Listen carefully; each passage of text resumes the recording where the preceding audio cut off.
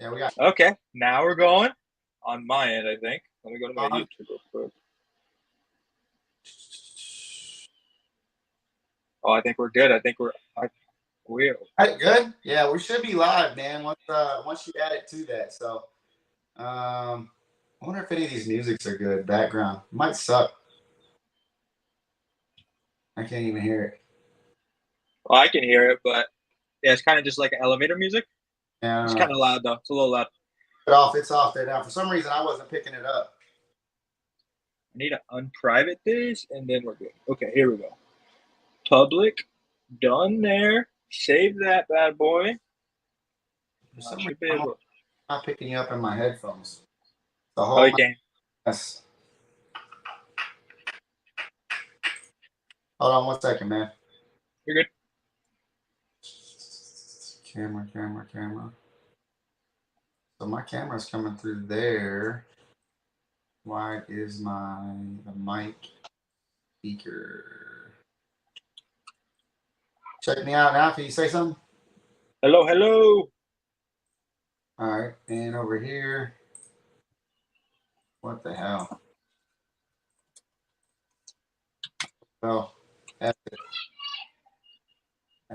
Automatically. Yeah, I don't know. Okay.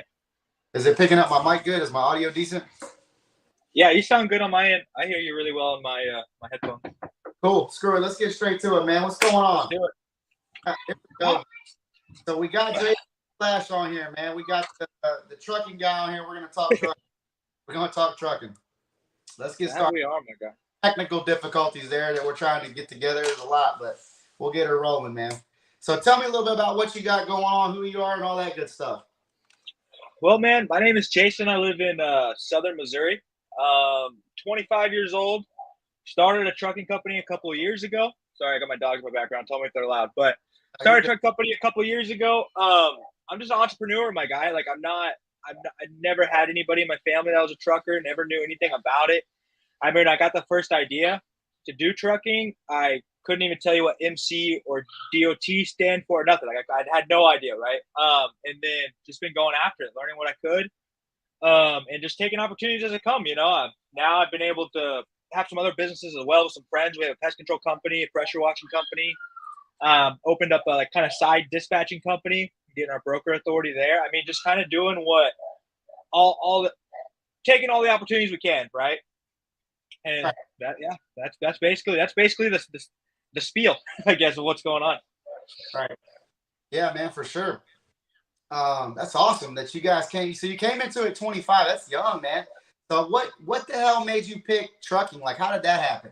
So, I mean, how did you go? How did it even happen to come about that you picked trucking or thought that'd be a good industry to get into?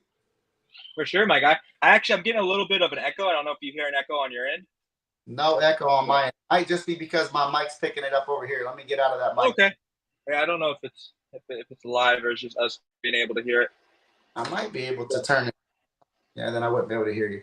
So let me click on that. Go back to audio. And go back to what I had here. How about now? Oh, we're good now. We're good now. Yeah, it was just it up. Good. Well, yeah. So answer your question. I've always kind of been into business. I would say I dropped out of college to go on a mission to Mexico. So I lived in Mexico for a couple of years. I was a missionary from like 19 to 21. And then when I got back home from my mission, I went to my friends had pest control companies in Alaska, right? They spray for mosquitoes. And so a good friend of mine brought me up there. I made pretty good money. And so I stacked up probably like $6 or $7 grand. But he owned it, right? So he was stacking up a good amount more than I was, right? I was just managing for him. But like I had to like prove myself to my friends. Like they're older, they're in their early 30s and stuff, and they already had some businesses established. So it's kind of like we use a pest control company to like vet people out, see how if they're actually going to work, like kind of do what needs to get done before you like invest actual money into them, right? You gotta, I mean, a person's like the biggest investment. People think about business stuff. The person is the biggest investment. Am I going to invest my money into this person? And so he kind of, that was like my time to see what kind of worker I was and see who I was, And so after I put that money together, I love fighting. I love, boxing, kickboxing, MMA. I love it all. I ended up going to Thailand for a couple months, just to live, just to train, spend all my money, and then I got back from Thailand and I was at church one day. I got a job selling cars, making okay money, and I was talking to a friend and I was like, "Hey, what do you do for work? You should come to Alaska with me this summer." I would get people to come back up to Alaska with me, come work, making money. And he's like, "I have a semi on the road." And I'm like, "No, you don't, bro." He's like, "Yeah, I do." I said, "Well, how do you do it?" And he like kind of gave me a little bit of the rundown. And then I was like, "How much money are you making a week?" Right. He's like, "I clear like 1,500, $2,000, right?" He had like one truck, had a semi. I didn't know what lease on was at the time. I didn't know anything at all. And so I just called my friend. I said, "Bro, I think we can do this. I think this is the way to go." And so we started watching all sorts of YouTube videos, learning what we needed to do. I watched what's his name? The guy that wears glasses. Oh gosh. Anyways, I watched this guy on YouTube. Yeah. I mean, glasses isn't really going to help out the whole thing, but I watched his YouTube about semi. I didn't know what hotshot trucking was. And so I learned, and like I was selling cars, so I understood finance pretty well. I had a good credit score. My friend had a good credit score. We had a good amount of money down. We checked all the boxes. We both had good employment that paid us well. I felt like we checked all the boxes to be able to finance a truck. So we got to the point where we already had our MC number, DOT number, the whole nine. And like I'm the type of guy that likes to send it, so that leads to some times where I kind of get caught a little bit and realize, oh, it's not as easy as I thought it might have been, or I didn't really do my due diligence 100%. Right. And so we went to go purchase a semi truck, and we couldn't do it. Right, the guy basically just like turned us away. He didn't even really let us, well, I didn't even look at a truck. He just basically said it's probably not going to happen. And so we kind of put everything on the back burner for like 6 months until I ran into a couple hotshot videos, and I said, well, anybody can finance an F350 as long as I can get that from a normal non-commercial loan, right, from a dealership, right? And so we ended up leaving. We left Alaska. I went back to Alaska that summer. We left Alaska, and then we still had our MC DOT number, but it was just inactive, right? We never got insurance or anything. And then September we bought the first F350, and then October we got our authority activated, and we've been going ever since. We started non-CDL hotshot, and now I have 4 CDL hotshot setups leased on. We just got our semi on the road a little bit ago, and it's all just going. Your first semi rolling, right? Yeah, we own that semi. That was the plan all along, my guy, and it took just a couple years longer than what I expected. But right. I'm grateful for the company that was built, the system I was able to build, right? The dispatchers I had to put in place, the factory company we used, the fuel card we used, like all this knowledge came from the fact that the lease-ons were willing to work with me. And they're the reason that I could even keep my authority active as long as I needed it to be able to buy the truck, right? And like my job right now, I tell people, they're like, well, what do you do? It's like, well, I'm the systems guy. I make sure the system works. I build the best system to make the lease-ons and people, the driver of the truck, the lease-ons, whatever, the most amount of money possible. That is my number one job. That's the only thing I do. Is I make sure they make as much money as they want to make. And if they're not making as much money as they want to make, we need to have a conversation and realize, what's the problem? Am I the problem? Is it our dispatcher? Is it our fuel card maybe? Is it the equipment that you're using? Like, what's the problem? Let's fix it, right? And that's what my job is, That's all I do. It's just to build a great program. If you want to scale, you have to build a great program that's enticing. And I consult with people, and that's what I do. And I tell my clients all the time, we have to build the best program that's so sexy that once they see that, they think this is the best spot for me, period. I'm not even going to look at anywhere else to go. This is the spot for me. And that's definitely something you got to do. So what I do want to know, and I just kind of run down through these questions, and we'll talk about it. I want to come back to that semi and how hard it was to get that and that kind of stuff. Yeah. And maybe about trips to Alaska, if you've done any, trucking or anything like that. But tell us a little bit about how hard has it been to start the business, get in business, get guys coming on, and actually execute on that plan that you guys had and make it happen. How hard has it been to go from there to now? I think without my YouTube channel, honestly, I probably wouldn't have a trucking company at this moment, right? Because I put the non-CDL. So like, I wanted to start making videos, and I wanted to make videos based off of just what we were experiencing right there. It was never, I know what I'm doing and I want to tell you how to do it. It was never like, listen to me because I know. It was more, guys, we're learning together. Like, everybody who subscribed to me, like, we're in this together. Like, as I grow and as my company expands, I want you to grow with it. I want you to to be blessed by it somehow, whether you get knowledge or whether you work with me or whether we dispatch for you, whatever.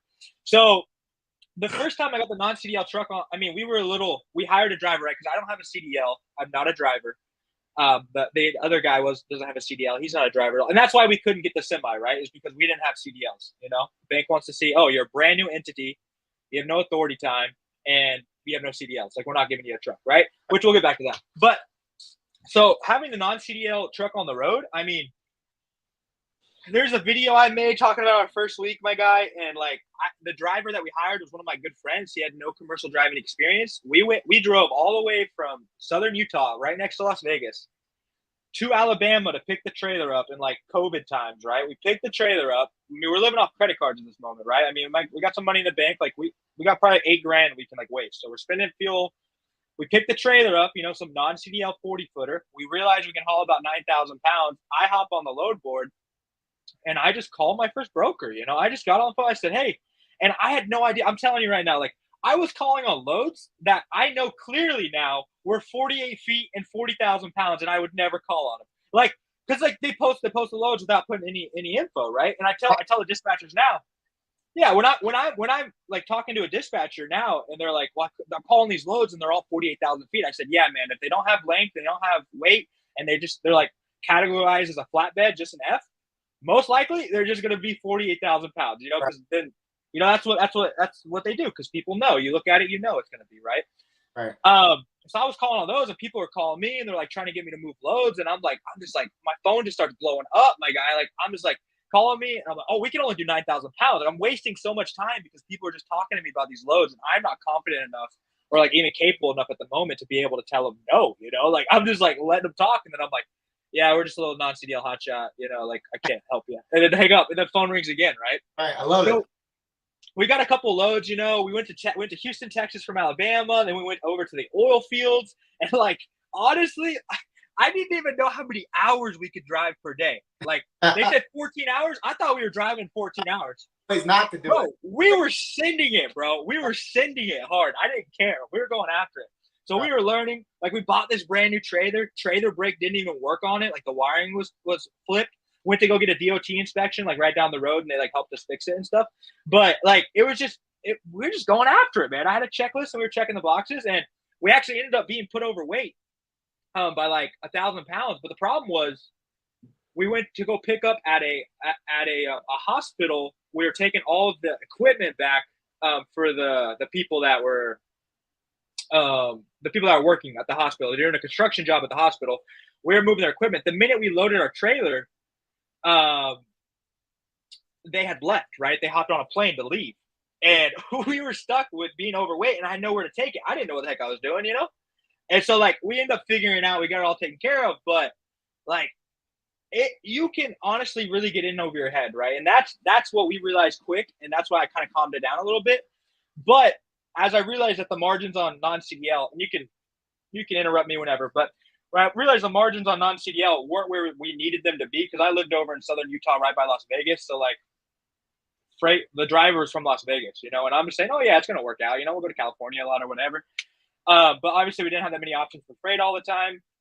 The driver wanted to be home more than we could let him be home, really, in that scenario, because we had to pay our bills, right? So then end up finding, and I mean, he was one of my good friends, so it wasn't like, you're fired, dude, we gotta get somebody else. We realized, hey, maybe we move you up to like a dispatching role. We'll put somebody in the truck that can be there. And we got somebody who actually did have a CDL, but he's doing a non-CDL for us. And I just could not get enough good freight to keep him loaded, like enough with good freight for him to get paid enough. Does that make sense? Like, I would get a good load here, a bad load there, but I mean, he's making $700 to $1,100 a week. But the thing is, if you're on the road hardcore, you want to make more than that, you know? And if you have a CDL, why would you even, like, I understood completely when we talked about it. I was like, why would you even waste your time making pennies on the dollar, right? But that whole thing with our truck took us about 3 months. But then I started getting hit up by people that wanted me to dispatch for them because they watched my YouTube channel. My YouTube channel started picking up steam. So I started dispatching on the side so I can kind of afford to not make any money with the company, just make sure our insurance is paid. What's your YouTube? Yeah. Put that plug. We're coming back. I don't know why I didn't click the damn podcast thing, but we're here. Love the Flash. for Flash Love Logistics, man. We're talking trucking, we're talking hotshot, we're talking process of elimination, we're talking figuring it out from the jump, not knowing what the hell, how we got into it, how we all talking about growing business and plans. So this is my man right here, J Love, man. He's making it happen, and we're just going right back into where we were at. So, Of course. The so yeah, YouTube channel. So you said that's where you primarily you wouldn't have a trucking business without that. And I tell my clients all the time, you got to get out there. You got to have the YouTube, yeah, Facebook, Twitter, every fucking thing you can have in order to grow and scale. Because you got to get eyeballs looking at you, eyeballs on your business. Exactly. It's like I know who you are. 100%, and that's the thing, right? So it got me to the point. J Love the Flash is my YouTube channel. I talk all things trucking. You know, I actually used to have a YouTube channel when I was a kid, and I did like video game reviews and stuff. But nobody needs to watch that. It's still on there, but you're not gonna find it. Don't even try to look for it, guys. I'm gonna keep it up there forever because I was like this fat 12-year-old kid. It was great. Anyways, or like 10. I might have been younger. Played a lot of airsoft. Anyways, so I talk all things trucking. You know, kind of going over what our business has been. You know, if you watch my videos, you can see basically, you know. Like literally the way I do my YouTube is when I get a good idea or something happens in my company where it's like a learning experience for me, I make a video about it while it's fresh in my mind. I'll just hop on and talk about it. That's how I make my YouTube videos because I think that's the most valuable because I'm telling you, the reason I'm making this video is because this thing literally just happened to me like yesterday, right? And like I made a video not too long ago talking about how I thought CDL Hotshot was better than semi-truck. And then I gave a couple reasons. It's not that I'm wrong, and I mean, obviously, I understand semi-truck's going to make more money, but for the reasons I had a reasoning behind those reasons, right? And so, like, that's valuable for people, right? I think, and that's what I do on my YouTube channel. Yeah. But real quick, so we stayed alive for probably about 3-4 months. We were able to lease a guy on in Utah for non-CDL. He lived close to me, and then we got hit up by Ray Ramos, who he owns the white F550 with the sleeper on it. If you've seen that on my trailer, the stuff on it, right? Exactly. Yep. So he hit me up, and I was like, okay, this is where we take that next step, right? Because this is an actual, not that non-CDL subs aren't capable, but this is actually like a guy who's invested a lot of money, who just needs a good system to be able to work under, right? And so I devoted all my time to provide him with the best possible service ever. That's what I want. I want to make him the most amount of money possible. Right. And then once we started seeing his numbers, more people started hitting me up. And I would get emails all the time about people that wanted to lease on. But I was really cautious and I was really selective because I knew one bad setup, one bad, experience with the lease on could really affect my company. Because we were tight on margins, Like It wasn't like if a guy gets in a wreck, or if a guy does XYZ, like he could wreck us. Like we were not in a position. So slowly, we started adding people. I did the Facebook. I was on Facebook a lot. The Facebook groups are a great place to find people. I was giving, the lease-ons really good deals because I was not worried about profiting. That's the one thing I think a lot of people mess up on. They're so worried about profiting at the beginning, they don't build the system like we were talking about that's going to give them profits for years to come, right? I gave 0 Fs about how much money was in my bank account. I gave 0 Fs about anything. I cared mostly about how much money he was making because I knew that would bless me in the long run. And people noticed that, and we just started leasing more and more people on. I've had 3 people that were leased on to me that moved on to get their own authority, which, was the goal from the beginning. But that all awesome that you allow guys to do that, piss you off, because I talk to a lot of people and that pisses them off. And I'm like, why are you trying to stand in a way of any man trying to achieve his dreams? You should facilitate and helping and aid in that, because sometimes it works out for these guys that leave me and I help them go get their thing. Yeah. It doesn't, and they need a place to come back. And if you burn that bridge, well, it doesn't make any sense, to what I tell guys. But I also tell them to get in those Facebook groups and all that stuff and bang it out, and also work for free. If you don't have any references, if they all want to be me right off the jump. I'm like, how I got into it is I got into it by working for free until I could establish enough reference, until I could establish enough of a book of work to say, okay, this is what I've done. Now I can stand on what I've done. And that's what I tell people. Once you work for free, if you have to in the beginning, get in the building, sweep the floors, do whatever you got to do, and then start talking about making money in the long run, Of course, 100%. And I mean, just to kind of close this little part up, my goal is, people ask me, how many trucks do you want? I'm like, 1,000? I don't know, 10,000? Yeah, because I know we can be the best. I know we can be the best logistical company out there. And I know that I can build a system that can do it. The people I have around me, right? The Right. biggest thing for me starting out, and I can tell anybody, you don't own a trucking company. You're in the business of people, right? You're in Oh, the business of providing. that's exactly. Like, It's like I have three components. There's dispatching and there's actually working the load and the logistics side of it. But then there's the personality side of it because you have to work with all these different drivers, all these different brokers, all these different customers, all these different dispatchers, all these different people dealing with operations and accounting and shippers and forklift drivers. There's so many personalities every day that you have to fall back on and deal with that and handle this person one way, this person another way. You might have one driver like, hey, take this fucking load, go get it. And he's militant. He always just gets it done. And there's another guy that's yeah, like, I'm tired today. I don't want to do this. And you got to go in there and convince them that it's the best opportunity for them, you know? exactly. And for me, like, you know, I honestly believe, and this has probably been what has made it, because I mean, at the end of the day, guys, everybody watches, everyone's going to watch this. I'm a 25-year-old kid. I don't know much at all, like, really, honestly, but I know I can learn. And that's like the biggest thing. It doesn't matter what you know right now, it matters what you can learn today and what actions you take with that knowledge tomorrow, right? And that's why I tell people all the time. It's like you can be whoever you want to be and do whatever you want, but you've got to believe in yourself a little bit. But for me, it's like I have to like I took a step back because at one point I was dispatching and I knew I dispatched a lot, right? And I knew that we were getting big and I knew I was getting busy and I knew that my time would be taken up. A problem I see a lot of people do is they're too worried about profits. They don't want to pay a dispatcher. They want to do it themselves because they want to make money. Right. But what happens when I can't dispatch as good as somebody I hire? And that's what happened. I hired a dispatcher a lot better than me. But I'm too prideful to hire that guy because I want to do it myself, A. Right. And then but then all my liaisons are angry because they're not getting the best rate possible because I can't give them the all the time necessary for each one of them.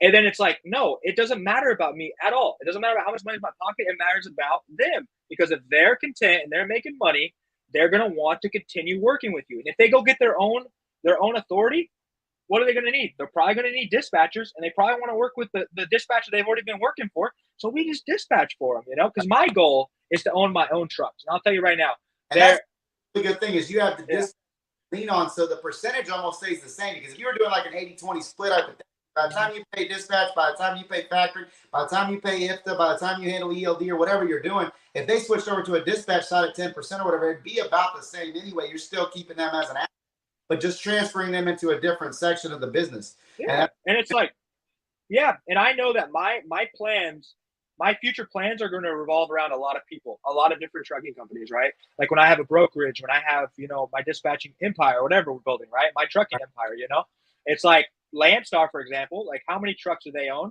compared Right. to how many people they have leased on? Right. How like their brokerage, like how do they like? I mean, that's the thing. And it's like I have to build a solid foundation right now that obviously can change, and I have to be willing to change it.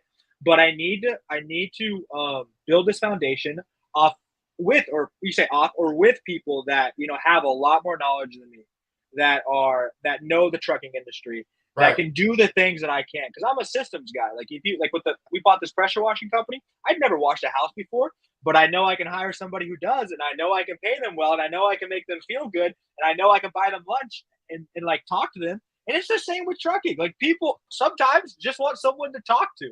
Right. And I'm that guy. That's who I am. I'm not the dispatcher. So I'm you're that guy that says, and this is yeah, what I, because there's this huge back-to-back void in trucking where the truck drivers hate dispatchers hate truck drivers because they're whine babies and crybabies. Truck drivers think dispatchers sit on their fat ass all day and don't do nothing and they're not work and yada yada yeah, yada. Until you've sat behind a desk and dispatched 10, 15, 20 trucks, you don't realize how difficult it is and how much of a pain in the ass it is and how hard it is some days. And then until you've driven a truck, you don't realize how hard it is to drive a truck. So yeah, it's a necessary evil of both ways. But it's funny that element or that relationship that they have, that they both hate each other. Everybody at one side, if I could automate these trucks, I wouldn't need these little crybabies. And if I could just dispatch my own loads, or if I could deal this, I wouldn't have to deal with a dispatcher. But the whole thing has 100%. to be in order to really make it work.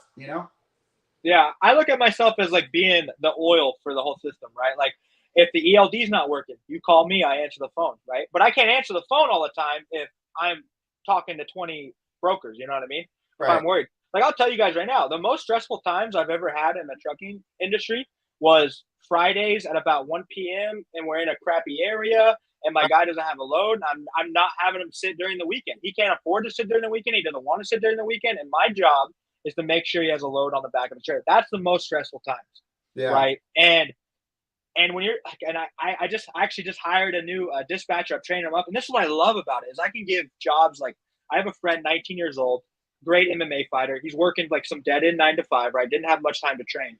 I said, bro, come dispatch with me. You know, he likes getting up in the morning, work from 7 to 2 every day, and then we go train after. And I can get him a solid job. Obviously, if he doesn't do a good enough job, he's gone. He knows that, right? But I can give him solid employment to where he gets to live his life, but also learn something valuable and grow with a company, you know, for the future. And that's the best part about it is offer people, like, show them different ways to make money, you know, be like, hey, this could actually work out for you and be a lot easier for you, you know? And I love that a lot too. I mean, it's just great. I love building systems. That's my thing. If I can build a system that generates cash flow and offers people good employment and for something that they like something they just, you know, they're at least around people that care about them. You know, obviously work is work a lot of times, right? And I think we're like, oh, I love my job, hate my job. It's about building processes, man, in business. People don't understand Yeah. that. My clients call me almost always, and I've helped 1,000 clients now at least, and they all have the same problems. They have no processes in place. They don't understand the importance of processes. They don't really know what they are. So in order to scale, you have to have a blueprint, a business plan. And you have to say, I'm going to do this, I'm going to do this, I'm going to do this, I'm going to do this, I'm going to do this, and actually execute on those things. And then also input process in place, good TMS software, good dispatchers. Mm-hmm. You know, and this is what I tell, like when we, from a dispatch service standpoint or from a dispatcher standpoint, I tell my clients, if you can go get a dispatcher that does better than you, I mean, obviously like 1 to 5 trucks, you should be doing it yourself. So at least learn on the beginning like you did and like I did and like most people should. But eventually you get to a point where if you want to run the business and do the operation sides of things, you actually need to step away and hire a dispatcher. And if you hire a good dispatcher and they increase your business revenue by 30%, that trickles down to the profitability at the bottom line. It's not what you make, it's what you keep. You know, so if Exactly. you have them and you pay them 10%, but they're increasing your revenue by 30%, well, they're actually paying themselves to give you 20%. So what Exactly. you know? Yeah. And I think for me, with my dispatching company, I love working with new authorities because I think they can benefit the most from it, right? Because when I'm dispatching for somebody, I almost like loan them the system I built, right? And like obviously, you probably have some affiliations. I'm affiliated with RTS. I'm affiliated with the factoring companies, but these are companies I use and I've like vetted out. You know, these are the ones that aren't going to screw you, right? I mean, at the end of the day, everyone's trying to make money, right? But you're not going to get scammed. You know what I'm saying? So like, I can take somebody can email me and say, hey, I'm a brand new authority. I'm trying to get on the road. I provide them with dispatching. I give them great references for field cards, for factoring. You know, like I can really help them build the system when they don't have anybody else. You know, they're basically paying me to be in their corner. You know what I'm saying? And I'm doing a lot of like the work that they might not have someone to do, or they might not have the time to build the system because they're trying to drive as well. You know what I mean? So you bring me in a little bit. A lot of clients call me about dispatching. They're like, how are you going to help me? How are you different? I've hired 15 dispatchers. They all suck. Yeah. And I'm like, well, were you doing, specialty loads? Were you doing this? Were you doing that? Where were you running? What were you doing? Oh, I was running all the lower 48. I was going to Cali, Utah, all these places. And I'm like, well, that's your problem. You wouldn't be doing that with me if you know how to run a map, if you know where to stay in the money zone. Specialize. Exactly. I mean, all miles matter on my comments that are here. I don't even dispatch myself. I'm focused on the road. I don't have time to look at screens all day. It's lost time and lost revenue. I hate it. As a matter of fact, we have an office full of help just for that. So there's no self-dispatch. We just make sure dispatchers are doing their job. And then he said, there you go, word started. It's exactly what it is, man, is if you have people dedicated to doing their job and they're doing it well and effectively, it's in a well-oiled machine. And the driver does his job, dispatch does their job, payroll does their job, operations does their job, compliance and DOT handles their thing. So everybody works in a symphony together. If you look at JD Hunt, big companies, Landstar, whoever, they don't have a lot of just one guy does it all type of thing, and even in the lease-ons. Yeah, exactly, 100%. And for me, I've run into at least 3 different times where guys, brand new authority, new entity, everything. He's taking a load and he breaks down, right? And for me, that's not a huge deal because I have a lot of contacts now for my company. But for him, he knows nobody. And I said, okay, give me an hour, and then I'm putting in that work to figure out who's going to take the load off the back of his truck, right? And I've been successful every single time doing it, to be able to help these guys. And like, to me, that brings me a lot of it brings me relief that I can bring them relief, right? It's like, they're freaking out. I'm like, hey, it's not that big of a deal. We're going to get this taken care of. Give me a little bit, right? And that's what they pay me to do. That's what I'm paid for. And what was one of the best reasons why you really want a dispatcher is to have that buffer. When the dispatch, when the broker or the customer, whoever's pissed off, like, where the fuck is this guy at? Why the fuck is he? Blah, blah, blah, blah. You know, this guy, fuck this guy, blah, blah. You know, you can be the guy dealing with that and then call the driver and be like, hey, yeah, the broker, customer, whoever's mad, you know, this is what it is. This is what we're going to go with. I'm going to try to smooth it over and get there, blah, blah. You know, and then they don't have to be going back and forth, and then the driver being like, man, fuck you, I just went through Atlanta. You know how hard it is to drive through Atlanta on Friday? Yeah. Kiss my ass, you know. So you can be the buffer for like, because when you're, I mean, it's you deal with a lot of different people. That's the only thing, and you have to be able to deal with a lot of different people. You have to be able to understand people, brokers and stuff. Exactly. Broker stuff and doing volume. Don't have a lot of dedicated stuff. You're dealing with assholes every day. A lot of frat boys that go to TQL think they're Wolf of Wall Street. And they're TQL. Oh my gosh. TQL is the worst when it comes to just dealing with douchebags, like people you're talking to, and they're just like being assholes out of nowhere. It's so bad. On the phone, dude. If you ain't dispatched out, they haven't said anything about your mama, you're not doing it right. Exactly. Exactly. So, let's talk about this, man. You know, everybody's talking about we're in a recession, blah, blah, blah, blah, the current political environment, all the bullshit. How is the current economic environment impacted your business right now as a whole? You know, for us, I haven't seen a huge problem other than the fuel going up and the rates not following with it, inflation and guys jumping shit because of it. You know, I sit down and I can explain to a guy the numbers and be like, hey, you know, you're still making money, but instead of making 120 grand, now you're making 78 grand or whatever, 80 grand. So you're obviously getting hit in the pocketbook, but you're still profiting, you know? And guys, like, going home, I'm going to do something different. I ain't paying these high fuel prices, stuff like that. But that's the only struggle we really had. What about you guys? So, I mean, for us, because like I'm dedicated to these lease-ons, right? And, you know, I have my own semi on the road, so it's a little bit different. But for us, like, I'll be honest, my guy, in June, I had Ray, who was leased on when he had his white truck, because he just got this black truck with the sleeper on it as well. He did $34,500 in his hotshot in June at like an average rate per mile of $3.37. Like for me, really what's been going on right now is like my system's built and my system's good, you know? And the reason it's good, and I'm not trying to be prideful at all, but I was humble enough multiple times to say that we need to change. I was humble enough multiple times to say I might be the problem, you know? And I'm willing to pay the money to fix said problem. That's hiring a dispatcher. I even hired a lady to send all of our stuff to factoring and to send all the invoices out to the people we're dispatching for. But for us, you know, it really just raised our expectations. Like we used to say, we're always going to keep you over $2. You know, I want to keep you averaging about $2.30, $2.40 per mile over all miles, right?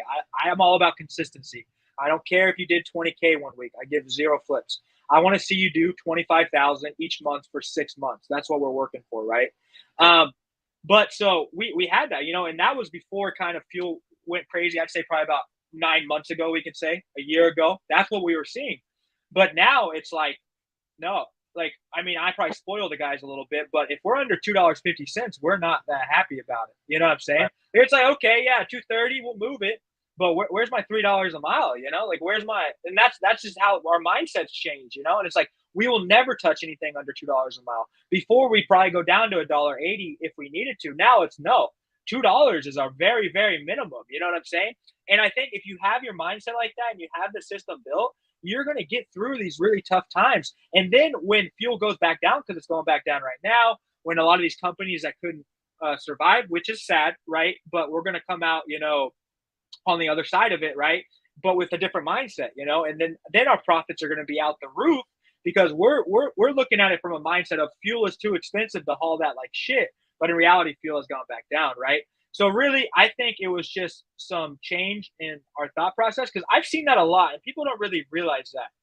If you have a dispatcher that just really wants to get you the best rate possible, like that's their goal, and they like just go after it. Like I sometimes like Trent, he's my lead dispatcher. Dude's a savage. He'll just call on a load and they'll be like, what's your rate? It'll be like a TQL load, right? And he'll be like, how many miles is it? They'll be like 1,200. Obviously, we're cross-checking it because brokers lie about the miles all the time, guys. Remember that. But he'll start it at, he'll throw $3.50 a mile at him just on a load to a TQL. And we all know that they're trying to move that shit for $1.40 a mile or less. You know what I'm saying? But just having that mindset like that, and you do that every time, there more than half the people might accept your rate, or they might call you back. You know what I'm saying? So I think we sell ourselves short a lot as hot shots. We think, what's the average rate for a hot shot? Okay, give me a 250 a mile or give me 230, and we're happy with that. But in reality, we could be over $3 all the time. I think if we just did that, But Yeah. we obviously it's been hard. But, Well, man, a lot of people bash TQL, and I did too sometimes. But man, I've been with them now long enough that I get a lot of stuff from them. It depends a lot on the broker. It depends all on the person you're on the phone with. I've had a lot of good people from there. depends on the broker, but I get a lot of $3, $4, $5, $6 wide loads, some specialty loads because they're big. It's just about talking to the right people and getting the right setup. You know what I mean? And for me, another thing that's super huge, not to cut you off real quick, just to end it on this part, but I went into the mindset, I knew nothing about trucking. I had no rates in my mind that I thought were good, right? And like we've built to where we are right now with the hot shots and with my semi and the flatbed, I'm staying over 350 a mile every mile, regardless, right? That's my mindset. I remember going to a truck stop and me being on the road, I don't know much about other people's operations beside the people that I dispatch for and people I talk to on YouTube and stuff. Like I don't sit at truck stops and talk to everybody, see how they're doing, But a guy rolled up in like a T680, had like 10,000 miles on it. He paid 210,000 miles or $210,000 for that truck, okay? Which, I mean, was not even close to worth that, in my opinion. He's doing drive van running team. His average rate per mile, he told me, was $2.20. And they pay a dispatcher to get that rate. And, like, I was dumbfounded. I was like, if we average more than 220 in hot shot. Right. Like, and I know the margins, you know what I mean? Yeah. I know what the margins look like. I tell guys, drive van's trash. But they must be driving in the money zone. I don't go anywhere else. That's true, man. You got to stay in that money zone. If you're running stuff out to lanes that you don't have affiliates out there or connections to, Utah and Montana, Wyoming, places like that, then you're just, you got $3, $4 to go out there. So you're coming back all the way to Kansas City or Dallas or somewhere else to get, so it evens out. For sure. And I'm about chasing the money. When I'm dispatching for somebody or my guys, I'm like, we're chasing them. Are you okay with chasing the money? What I mean by saying chasing the money is we're going to take this good load, but there's a chance we don't get a good load coming back. And I would say it's probably about split. 5 out of 10 times we get a baller load to come back, and 5 out of 10 times we get an okay load to get back, But then there's always that one time where you sit for a couple days or you just deadhead somewhere. And the problem with like Utah, Denver, and Salt Lake is like, where else are you going to go? Like you're not close to anything. Like you're at Denver, you're in Salt Lake. What are you going to drive to LA? That's what I tell you. You're going to drive to LA? Never been there. There ain't nothing out there. I have been there. You know what I mean? It's like New Mexico. Don't go to New Mexico. Fucking desert. Well, like where are you going to deadhead to? Like tell me. Like you're going to deadhead to LA or maybe even like Spokane, Washington. But once you get to Denver, you go to Kansas City. Like that's the closest spot. You go to Omaha, Nebraska, maybe it's probably the same length, and that's the problem. That's the struggle right there. All right. So how do you think the current economic environment, other than just, with some of the guys with fuel cards, how has it really affected your business, or has it not had a major effect on your business? From the point of this, because I tell these guys all the time because they call me like, what do you think about trucking? What do you think about getting in right now? Is it a good time with fuel mobile? I'm like, look, man, if you Google recession-proof businesses, logistics and transportation is one of them, because you're always going to need your, anything from toiletries to food to chicken to, if they're still building and construction, they're going to have their materials and their equipment. And that's what we haul, Exactly. And I tell people, or like people ask me all the time, right? And I'm like, I can't predict the future. I don't know what it's going to be like, But I can tell you right now, if you don't start, I don't know when you're going to, Like, I know a lot of people waiting for it to get better. And in my opinion, it's like, can you make money? If you started a new trucking company right now, can you make money? Yes, you can. You definitely can. One thing I like about trucking is there's load boards, right? Like, I own this pest control company. I own pressure washing company. The way we get more work there, we knock door to door, or we buy Facebook ads. We have to market ourselves. We have to get out there. But if you just want to be a one truck owner operator, get your authority active, sign up for a load board, and you have access to all sorts of freight. Obviously, some of it's not going to pay that good. Some of it, they're not going to let you haul when you're first new. But, like, that aspect of the work is there. The work is there. You know what I'm saying? But the thing is like, people lack the system part of things. They don't think about the system, right? And it's like, for me, what I'm doing is like, if I don't have an outcome in my mind, like if I don't have a solution to a problem, like I was talking to the guy who's going to be driving our semi today. He has a lot of experience. I was like, what do we do if our motor blows up on the side of the road? Like, where am I going to take that? Is there like a service plan I can sign up for? Is there like a Love's, like whatever? I don't know. Like, that's what I'm asking. I'm asking these questions because what if it happens? I want to have already in the back of my mind what needs to get done. And if you keep doing that, right, you keep asking yourself these questions that you don't know the answer to, and you come up with answers, like that's how you build your system. It's Yeah. like, what if I can't dispatch 6 trucks by myself? I hire a dispatcher. So then you start hiring a dispatch. And like it just keeps going, keeps going. And so I tell people that, I'm like, come up with your goal first off. What do you want to be? Where do you want to go? Who do you want to like? There's so many things in trucking that you can do, right? There's so many different types of trucks and different types of hauling you can do. It's like, figure out what you want to be and then go after it. Find somebody on YouTube that does something similar, right? I have people like, well, people probably hate on us, that do oil field hotshot. And I'm like, it is completely 100% different than what I'm doing right now, right? Like, and so don't watch my videos and listen to everything I'm telling you because it has nothing to do with what you're doing, right? So you got to find somebody who has similar goals as you, right? In my opinion, I don't get that many views. Like, my videos don't blow up because I do all the business side of stuff. I'm not out there vlogging, on the road stuff. But if you want to build a system and do more business, you watch my videos, If you want entertainment and you want vlogs, go watch a vlog, Right. That's not what I do, And like, you just find somebody who has similar goals with you, follow what they have to say to a T, right? It's not, I mean, not to a T, but it's not like law, right? Some people, they'll just tell you, do this. And it's like, no, it's like, just go after it. Put people in your corner, be good to people, How do you think? How do you think we're doing as an industry, as a whole, like in transportation, logistics, brokerage, whatever, any type of the industry? How do you think we're doing as an industry in trucking and as a whole, I think, or where we're I don't headed? know. Trucking is weird. There are so many people getting their pockets lined by one shipment. You know what I'm saying? You times that by a million, right? I think there needs to be more regulation on brokers. I think there needs to be more regulation on DOT officers. I think there needs to be, like, I'm all for more regulation because I'm going to do it however it needs to get done, right? Correctly. You know what I'm saying? I'm not the guy that cuts corners. I don't like that at all because I'm trying to build a system that's sustainable, right? I think there needs to be regulation on insurance companies because that's a big problem, guys. It's like, I don't want my company to rely off of one single separate company, right? So like, I don't want it to rely off my insurance and I don't want it to rely off a load board, right? But that's about like most trucking companies, right? Like, look at That's truckstop.com. everybody is the biggest struggles. And when they say come in and like, what's the deal? I'm like, look, man, the deal is this, okay? Insurance. Keep the insurance company happy. Number one, safety score. It shouldn't be like Safety score and control. Those two things is what it takes to stay in business. Yes, you got to have a profit. Yes, you got to do marketing. Yes, you got to attract people and blow up your business and get scale and get a lot of energy and team around you, a lot of people and stuff. But you have to do the insurance and you have to do the safety score. Those two things will put you out of business 6 months, 1 year, 3 months. I mean, Progressive, a lot of these companies cancel in the first 3 months for any reason.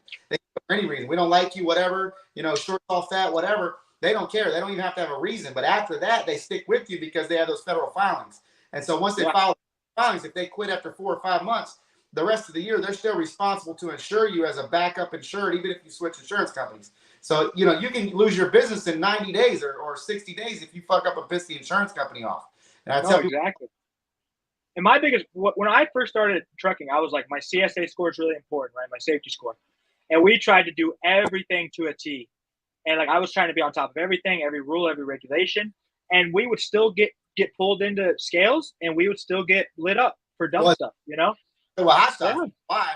And so funny example, I was just at a trucking conference, right? And guy there had 300 trucks. And I know the guy putting on the conference, I was in the front row, and I know this other guy because I've been to a few of them. And he was like, hey, can I use you two guys as a reference? I'm going to put it up as a teaching point. I said, yeah, knock yourself out. So he pulls mine up, and we're always struggling because we have such a large fleet, 60 trucks, and over half of them are hotshots, and the other half are semis, but still flatbed, which is also a problem. That's why a lot of companies do dry van, a lot less load securement, lot less to look at, a lot less stuff that's like, oh, that's sketchy, that's crazy, that strap, that chain, whatever. You just throw it in the box and go. Throw it in the box and go. Dry van's easy. What we do is not easy. And then if you do a hot shot, you're putting a big fucking target on your back. Come fuck with me, because there's so many people that are doing it wrong. So many of them that just don't give a shit either. And they're like, fuck it, send it. And there's a lot of people that are just new and rookies that are just learning. So that just makes them pull over every hot shot. So on this conference, he pulls up his 300 trucks. In like 10 years, he had like 56 inspections, all semis, mostly drive-in, a few reefers. Pulls up mine. We had like 180 inspections in 7 years. What the fuck, man? So how do you get like you? I've been in business longer than you. I have quadrupled more trucks than you do, but I have less inspections by more than half than you have. And I said, hot shots, baby. That's what it is. It's the hot shots. I've literally had guys. I think I've set the record. I had one guy get 3 inspections in 1 week. He passed all 3 of them squeaky clean. He had a brand new truck, brand new trailer, probably my best guy. But he got one 1 minute, got one the very next day, and then got one in another state a few hours later. He was like, dude, what the hell is with these inspections? I just got one. I just got it, showed him. They're do another one. You know, and that's what, and they're just doing it to just be a dick, basically, you know? Well, they have so much power. Like, I mean, if you're a new entity, right, and they want to be like that DOT officer wants to be a dick to you, there's not really much you can do. So let's say they put you out of service, and then your insurance hits you up and says, what the hell is this, or whatever, you know, and you're like, I'm just trying to do it right. Like, can somebody cut me a little slack right now? Like, let's just calm down, you know? And I think there are entities, trucking companies, that do not care about safety, and they should be punished to the highest of the law, in my opinion, right? But a DOT officer can clearly see somebody rolling through the scale. Like when they stop, let's say they pull you in for inspection, they can tell pretty quick if you're somebody who's trying to do everything right, you know, might be learning a little bit, but really trying to do what you need to do, or somebody who gives 0 Fs. So why do you give the guy who's trying to do everything right a bad what's the word I'm looking for? A bad example or a bad time.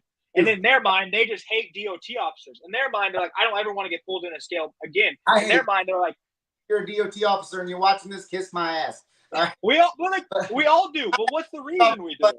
But anyway, the deal is, man, it's like this, right? Is the dispute process is bullshit. If you didn't know anything about a data queue, it goes back to the DOT officer that give you the problem. So if I got a guy that pulls one of my trucks over and he's biased and he's like, man, fuck the trucking guy, fuck Moneypenny or whatever, I'm gonna just give him a fucking taillight ticket and say it doesn't work. And my guy will be like, it works. And he's like, nope, don't work. Click, here's your ticket. See you later.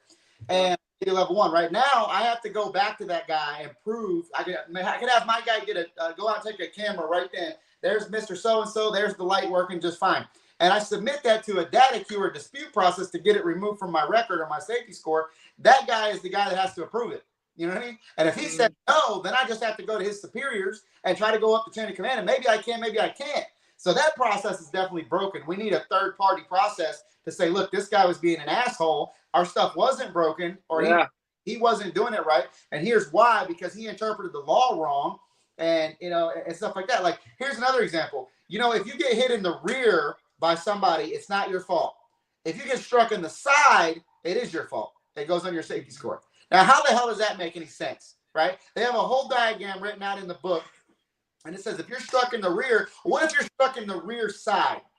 Still counts as your fault, okay? Because you could have avoided it. You could have seen him in your mirror, whatever, which is and you get rear-ended. What is the rear side? And who's the guy who's going to interpret the rear side? Yeah. Smash my rear into my side. Is it the rear side?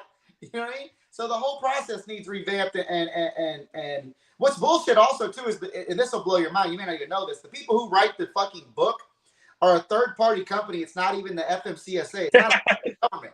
They hire these fuckers, and they say, of course they do. We're going to adopt your blueprint, and we're going to use it. Because we ain't going to go writing our own. Right? And if you want the book's not free. You got to go buy the fucking book from the people who sell it for $29, right? And it's a third-party company. It has nothing to do with the federal government. They literally just hire them, adopt their stuff, and say, we're going to use this, and it works for law, and go about our business, right? But guys get screwed with for the dumbest stuff with hotshot, man. But they'll let some of these guys with a dash full of dildos ride around, no problem. And then one pulls up, brand new truck, brand new trailer, clean, squeaky clean, like a Ferrari, And let the other guy go, but pull that hot shot in. Let's do an inspection. Yeah. Come on. It's a lot. Yeah. I mean, and just to kind of, we'll close this question down a little bit too. I like, first off, like I've probably had, I think we've had like 18 inspections and about to be 2 years right now, which I mean, I'd say an average of like 4 power units, maybe 3 power units during this whole time, right? We had 7 and 4, you know what I'm talking about? Just like an average. But we've had, out of those 18, I think we've had like 11 clean without any problems at all. And then like 7 of them, like I had like 3 or 4 that were just like little minuscule like bull crap, right? Like just trash, you know, like, oh, you're 65 feet 1 inch, you know, and it's like, okay, whatever, dude, have a great day. You know what I'm saying? Like stuff like that. It's this good measurement thing with the picture. That shit is, oh yeah, Missouri 60 feet. Don't fuck with that. Wisconsin being 60 foot. So it's like we have to follow all these federal laws, but then we have to follow all these too. And then right? But New York doesn't give a fuck about it. After New Mexico, Oregon, or Kentucky, they have their own program. And it's all bullshit. We should be under one cumulative body of work. One federal agency should say federal law supersedes state law, and it's all got to be the same across the board. But it's not, and it's BS. And I've never paid for any of those little minor infractions or whatever bullcrap they try to hit us with.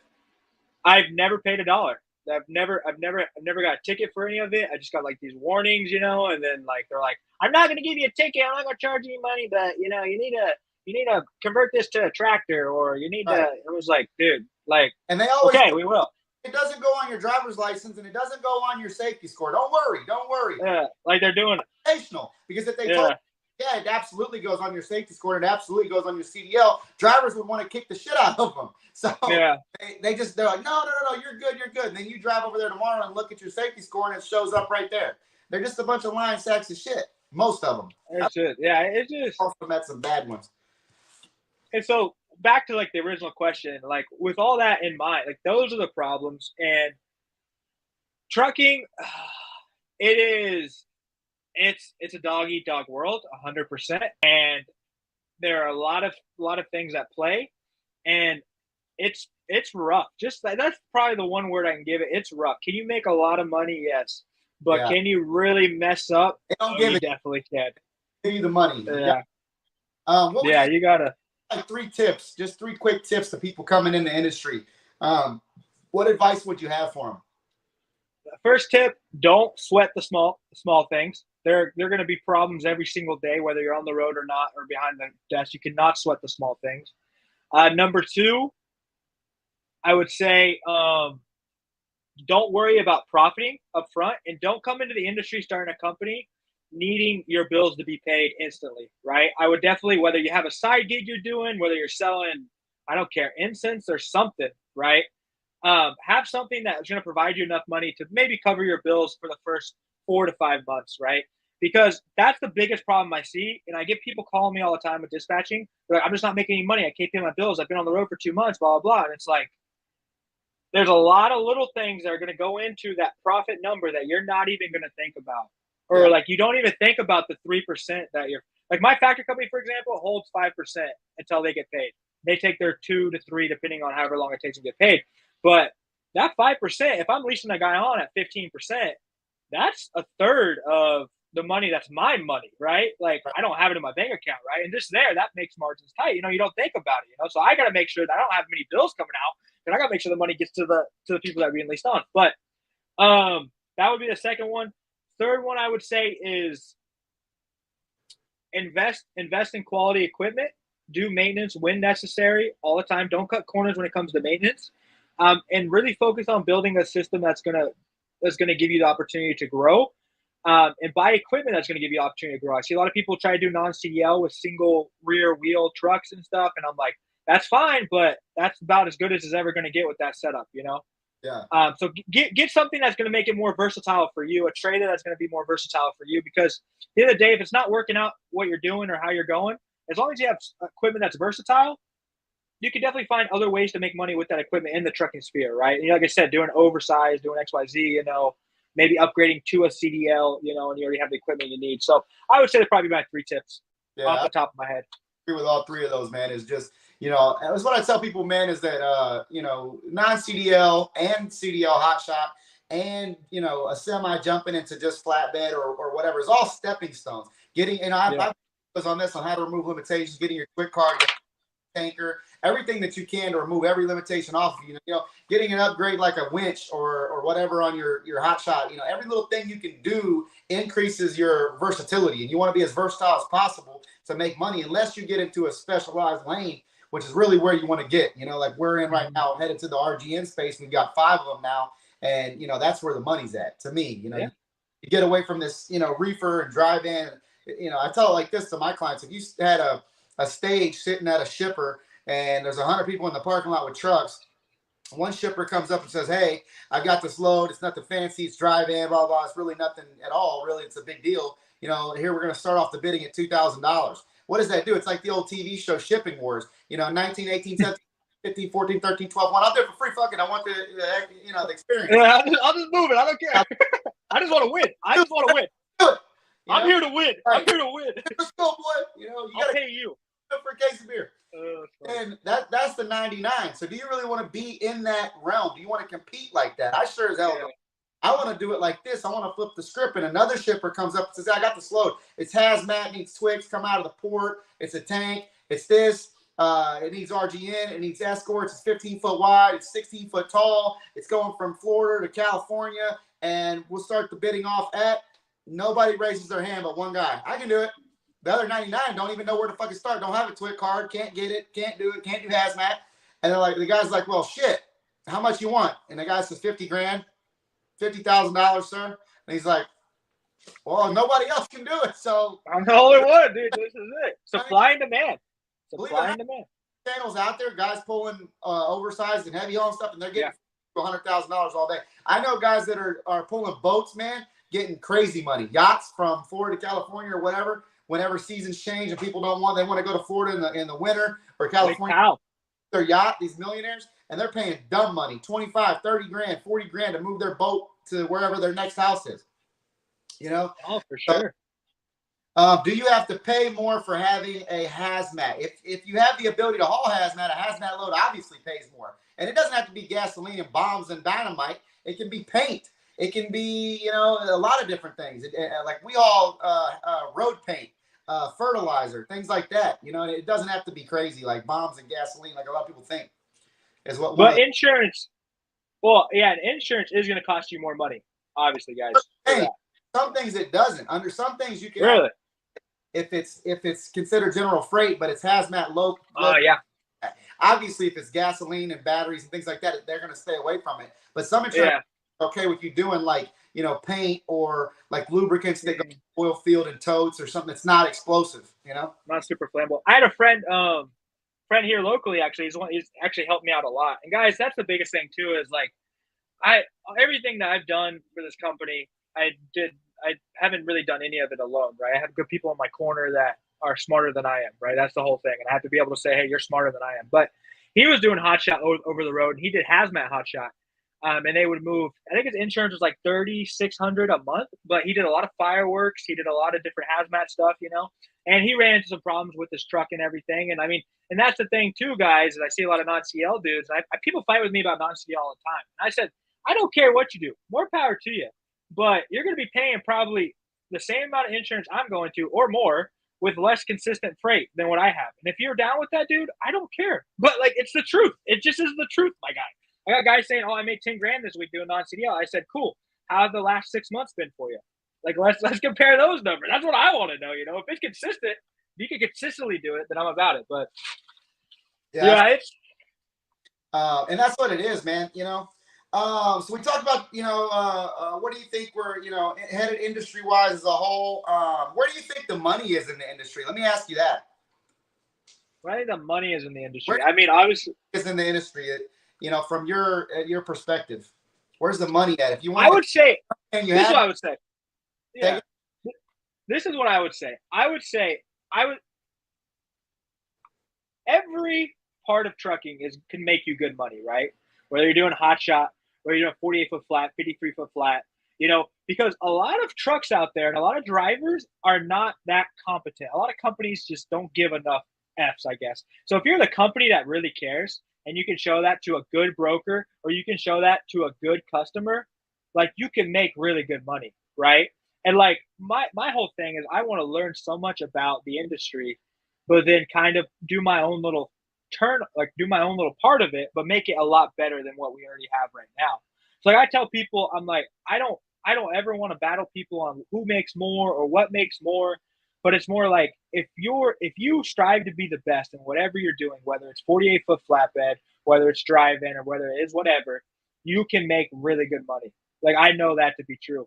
And that's what I do. Like I was telling people that, I was getting a 48-foot flatbed. People are like, why are you getting a flatbed? You should get a step deck. And I said, I want to build my first semi setup. I want to make it the easiest to operate from a driver standpoint, right? I want an automatic truck, so I could take somebody on who has an automatic restriction if necessary. I want a 48-foot flatbed because if you get somebody who doesn't have a ton of flatbed experience, they're not having to deal with super tall loads, not having to deal with a lot of crazy loads. A lot of times they're going to go. We can find more direct shipments from brokers that are just hauling, styrofoam or hauling a lot that they move a ton of, and I wanted to make it as versatile as possible. Now, obviously, do I think a step deck makes more money overall and there's more loads? Yeah, I do. I personally believe that. But I also know that I can make really good money with a 48-foot flat because of the system we've built, right? I know I can make really good money with the CDL hotshot because of the system we've built. I know I can be consistent with the non-CDL setup, but I don't want to be, right? But I would say, obviously, it's like you look at the heavy haul market, right? You're saying 50, 100 grand. Like, yeah, you're going to make a ton of money. But the growth to get there, right? That's the part people don't want to mess with. They don't want to go. They're like, I just want to do that tomorrow, and it's like, it's not something you start. Yeah. And if you were and you had no experience, I'd say, no, fuck no, heck, don't do that. You're gonna end up 50,000 in debt in 10 days. You know what I mean? And the market we live, if you're not the driver for that truck, you got to find a driver for that truck, right? And you got to pay them, it's just there's so many little things. But I think honestly, for me, there's so much money in logistics, so much money in trucking. People need to focus on their system more. They need to focus on how they can make what's better. Obviously, if you're having a ton of struggles with the setup that you have and you want to try a different setup, like that's perfect. And for me, I want to do step decks, and I don't want to give out all of our future what we're going to be doing, but we think there's a lot of money in single axle trucks moving 53-foot step decks, doing like 35,000 pound loads and under. Yeah. Because fuel economy, I feel like there's a lot of market there. The fact that if these damn trailer makers would get off their ass and get the prices down and stop making 40-foot trailers, because let's face it, a 40-foot trailer is bullshit, right? If you could take that truck and like you guys have that truck that's a cabin chassis with the here, I might even be able to pull it up. You have it on your Instagram? Oh, yeah, you should find some on Instagram. There's the black truck's the newest one. I posted it on my community page too on YouTube. Yeah, here's one. So this truck right here, guys, I don't think I shared my screen. Hold on, I gotta go back. I think share screen. Now I can do it. All right, so I think if I go back over here, is it popping up on there? I don't think I see it on yours, my guy. I'm looking at yours. Yeah, sure. All right. So now it should. Here we go. Okay, is that it? Yeah. That's Ray's white truck. Yep. Okay, so this truck right here is the perfect setup for Hotshot. This is the dream, right? But with this truck, put a 53 step deck behind it or a 48 even trailer and get away from the 40-foot trailer. The problem is the damn trailers cost so much. It costs almost as much as the truck. Yeah. And Diamond C has like a 1-year lead time to build one right now. Gator Made builds a 48 and a 45, and they're hard to get a hold of too. They're like 6 months to a year out. So it's like if they could get off their ass and make trailers for us, not just to fill the damn industry full of volume of 40-footers, if they would build trailers that would change the industry and say, oh, these are our trailers right here, the 48s and the 53s, we could convert these trucks to carry. If they had 15K axles or 16K, they could easily, these 55, 6500 series trucks all day long would change the whole LTL game. Change it completely. And I've been thinking that for a long time. You know what I mean? Yeah, no. And for us, like I look at the market, right, and I know where we can be hotshot wise. I know that we can be averaging. If you have a CDL hotshot, you can get at least, you can haul at least 18,000 pounds. I know from personal experience, and from dispatching a lot from the trucks we have right now that we can do $3 and better per mile. That's where I want to be at, right? I know we can average, $2.60 per mile on all miles, right? And we step up, right? You get a bigger trailer. You get that 48, that 53. you bump up more weight. You can do, maybe you get like a Freightliner M2, or get one of the light duty or the medium duty trucks that all the Peterbilt offer or whatever, right? You get one of those. If you kept that truck that you got right there, yeah, this one right here, yeah, exactly. Step deck, you can carry more length or do more parcels or whatever. But yeah, you're well, still gonna be able to do it. You don't have to really yeah. weight. It'd be nice to increase the weight, but Mhm. really the length is the big deal, because you can do a lot of 53 flatbed stuff and different stuff. If you had that step deck, a 53 step deck behind that with load levelers, it changed the game, because now you can do 53 sure. foot long. No, yeah, exactly.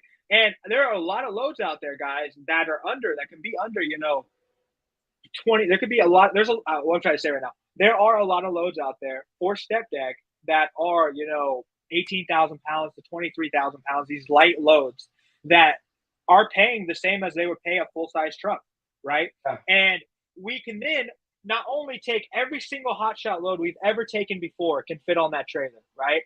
Plus so much more, Right. and there's a market there. And that equipment, like for example, one of the reasons I would like to upgrade to a bigger truck, right? You can haul more weight.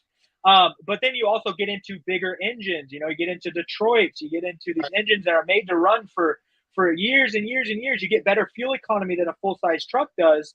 But you have a semi truck. You are driving a truck that was made to do to be on the road, like what you're doing with it, and it's just like the best of all worlds come together. You're not doing a ton of weight all the time. Your equipment is going to stay in pretty good condition. That 53-foot step deck you bought might be actually built to do, 35, 40,000 pounds, but the heaviest is ever going to get on it, it's going to be 26, right?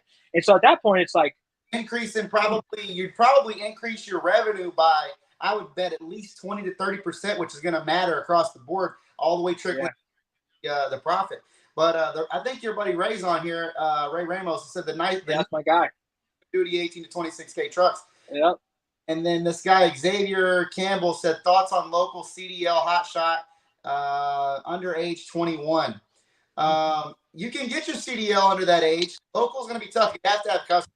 You got to have a customer. You're not going to do that on load boards. It'd be a bad investment. You don't have a customer or something to happen, or something going on, I'd stay away from doing local. No, 100%.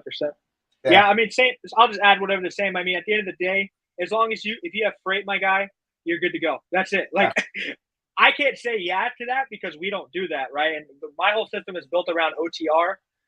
It's built around load boards. It's built around brokers that we use. It's built around long haul at good rates, But if you it's just like oil field, right? Oil field hotshot's a lot different than what I do. What you would be doing, Xavier, I think that was your name, is going to be a lot different than what I do right now, right? Do I think it can definitely be done? Do I think you can make money? Yes, I do. But like the trucking guy said, you need to find freight. You need to have local customers. You need to have a hookup. Local, here's some tips. 2 tips for you is go get a semi, even like a day cab, and get a trailer with a Moffett and deliver brick, block, sod, those type of commodities for your local lumber yards and stuff. Go around there and be like, hey, here's my business card. I got my truck. I got my trailer. And a lot of, especially with the big construction boom we've been having, I don't know where you live, Xavier, but getting in there and being able to have capacity when their own trucks don't have the capacity, they'll be glad to sub you out. Here's $500 or $400 to go drop these off 2 or 3 runs. And you might make some, $1,000 a day. And I know people that have done that, but you got to have those Moffett trucks and stuff. Yeah, exactly. And I think I get people all the time that, just real quick, don't want to take too much time on this question, but I get people all the time that hit me up and they're like, oh, I don't have a CDL. And it's like, they've invested all this money into setup and stuff. And I was like, you guys do know you can hire a driver, right? Like, there's a different way to do it. You know what I'm saying? Like, if you're a competent person, I don't really care about age. And you want to build your own business, like, there are so many truck drivers out there that are just getting taken advantage of, that are good dudes that want to make good money, and they're just getting screwed. And if I can find that guy and say, hey, do what you're doing, I'm not going to screw you, he's going to love his life. You know what I'm saying? I don't ever have to step foot in a truck, right? He's got a CDL. He's 35. Insurance loves him. Insurance hates me. Insurance loves him. We're good to go. Like, I'm chilling. You know what I mean? You have to really get good at recruiting people and get really, really good at finding them, because they're out there. It's a big market. There's millions of trucks on the road. Let's talk about another topic that's kind of been of the new topic of discussion in almost every podcast platform, whatever, is the electric trucks, man. Where do you think we're at with these electric trucks? The Tesla's coming out. You can pre-order your Tesla right now, like $200,000 and $20,000 down security deposit. Tesla finances them in-house. They have a 350 range version for 160 and a 500-mile range version for, I think, 180 or 200. They have, I could be misspoken here, but I thought it said a 1,000,000-mile warranty. What do you think about that, and where do you think the electric truck scene is going? Well, I think a lot of these truck manufacturers need to get their prices down because I would say all the trucks I'm seeing Peterbilt 389 day cabs going for 220. You know what I'm saying? And obviously, I'm gonna pre-order a Tesla over that. I mean, I gotta wait. I don't know when they're coming out, but I honestly believe I would say probably maybe 2026, 2027, we'll see a good amount of electric trucks on the road. I think it can be really good. It can be really bad, right? Because a lot of these mega carriers, obviously my company won't make a difference in this, but you got a mega carrier that orders 40,000 of them, and then they're not operating the way that Tesla thought they would.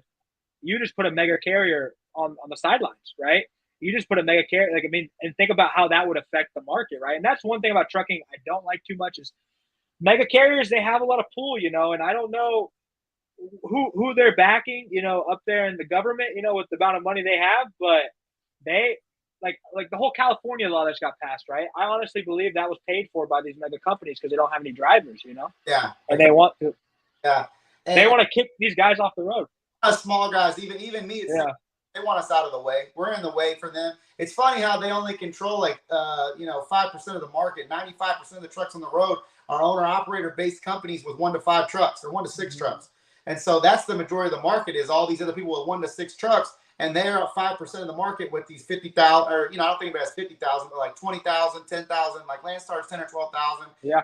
XPO Logistics I think is like 20,000 units. Some of these big like FedEx and UPS, they're the biggest, and they have some big routes, but for sure assets. But basically, man, if they get electric trucks and they don't work out, they're going to be the test dummies for sure. And I'm all for it. And I think the problem we're going to run into, right, and we already run into it a good amount right now, is they're going to start put hardcore regulations on diesel trucks once electric is more available, and they're going to make it really hard with DEF systems. They're going to make it really hard with maybe even fuel economy. They might kick trucks off the road that have bad fuel economy, right? I could definitely see that happening. And obviously, at the end of the day, I want it to be a good thing. I really do. I want it to be something that's good for the environment and good for trucking in general. But I think there's a lot of money being pushed around by a lot of companies that I can't say, this is good, right?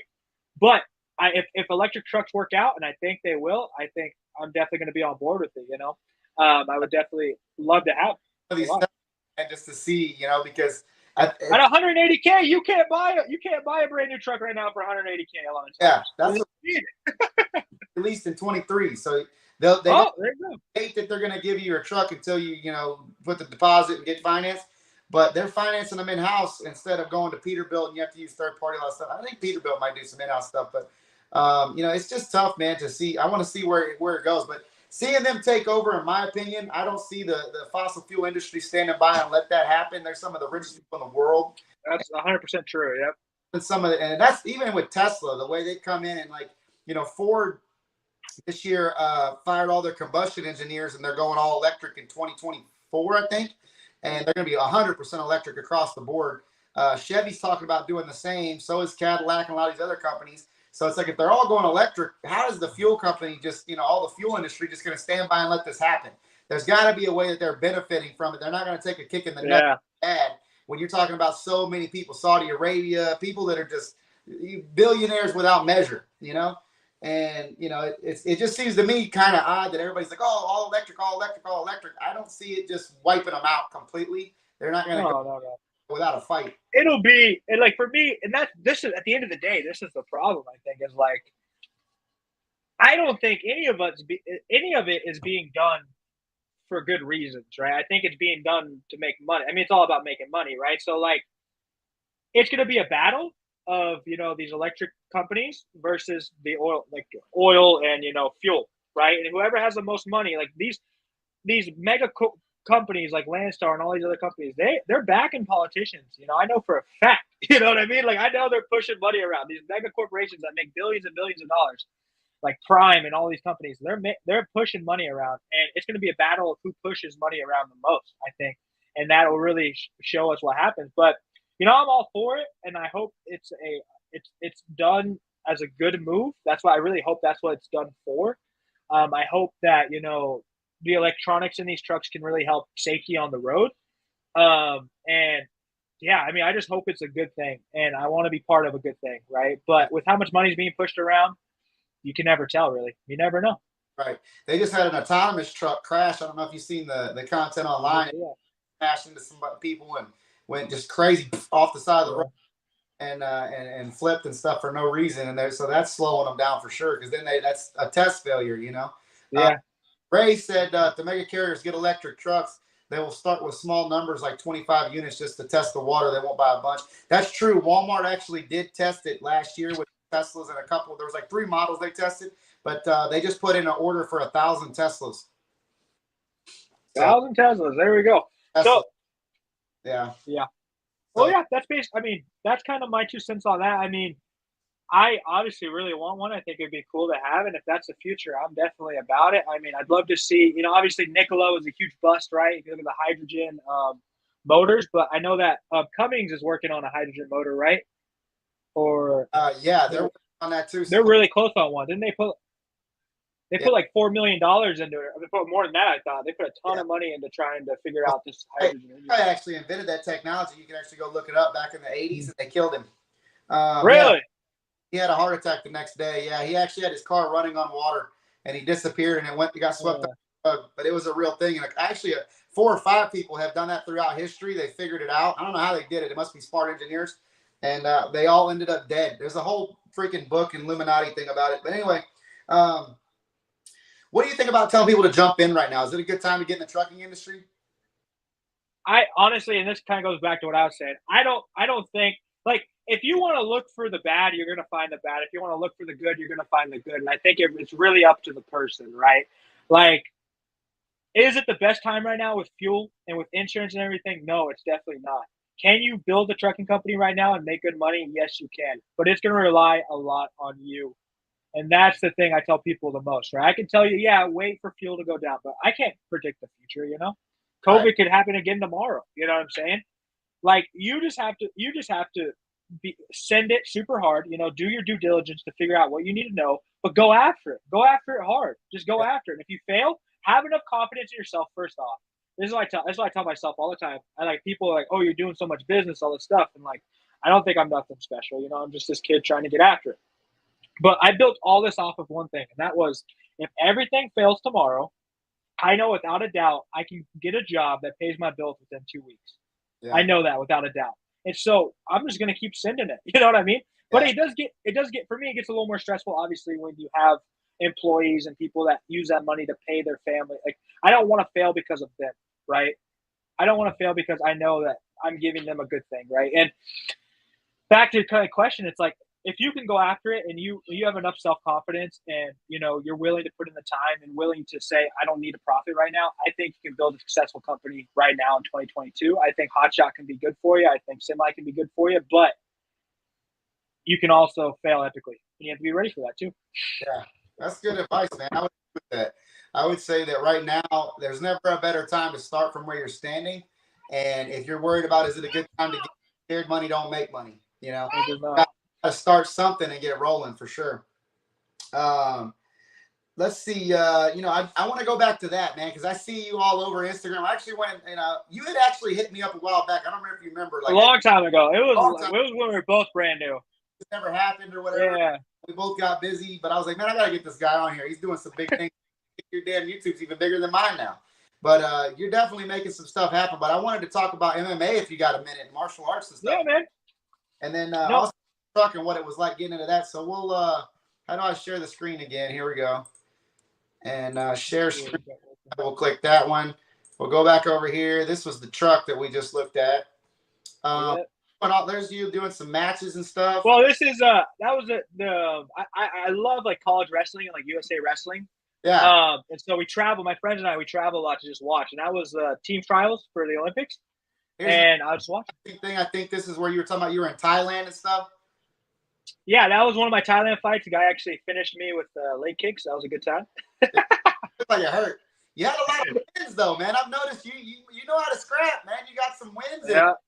Yeah, I'm all right. I guess I love fighting. I'm 4-1 as an amateur heavyweight. I'm 2-0 in amateur boxing.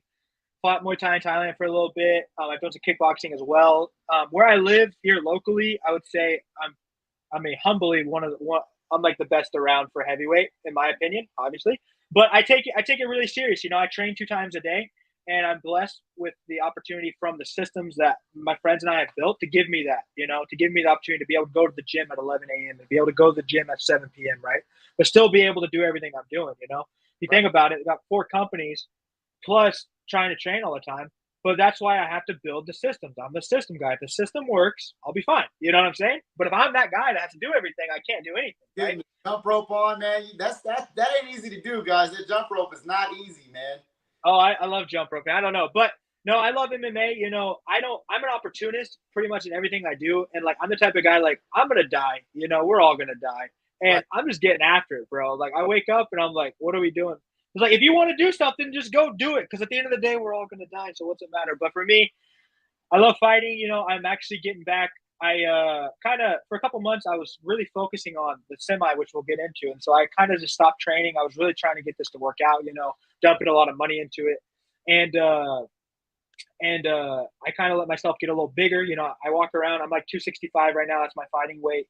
I got back up to about 310. So I've really been focusing on my diet, training 2 times a day.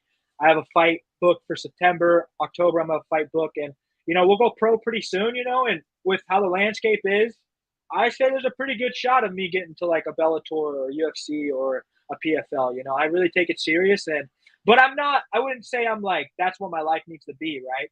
Because I like to be a jack of all trades. I like to just do what I want type of deal. And like I'm gonna have my businesses, making me 20K a month plus professionally fighting. It's just a good time. And I actually enrolled. I enrolled in a community college, just like an hour from my house because they have a wrestling team, and I still have eligibility.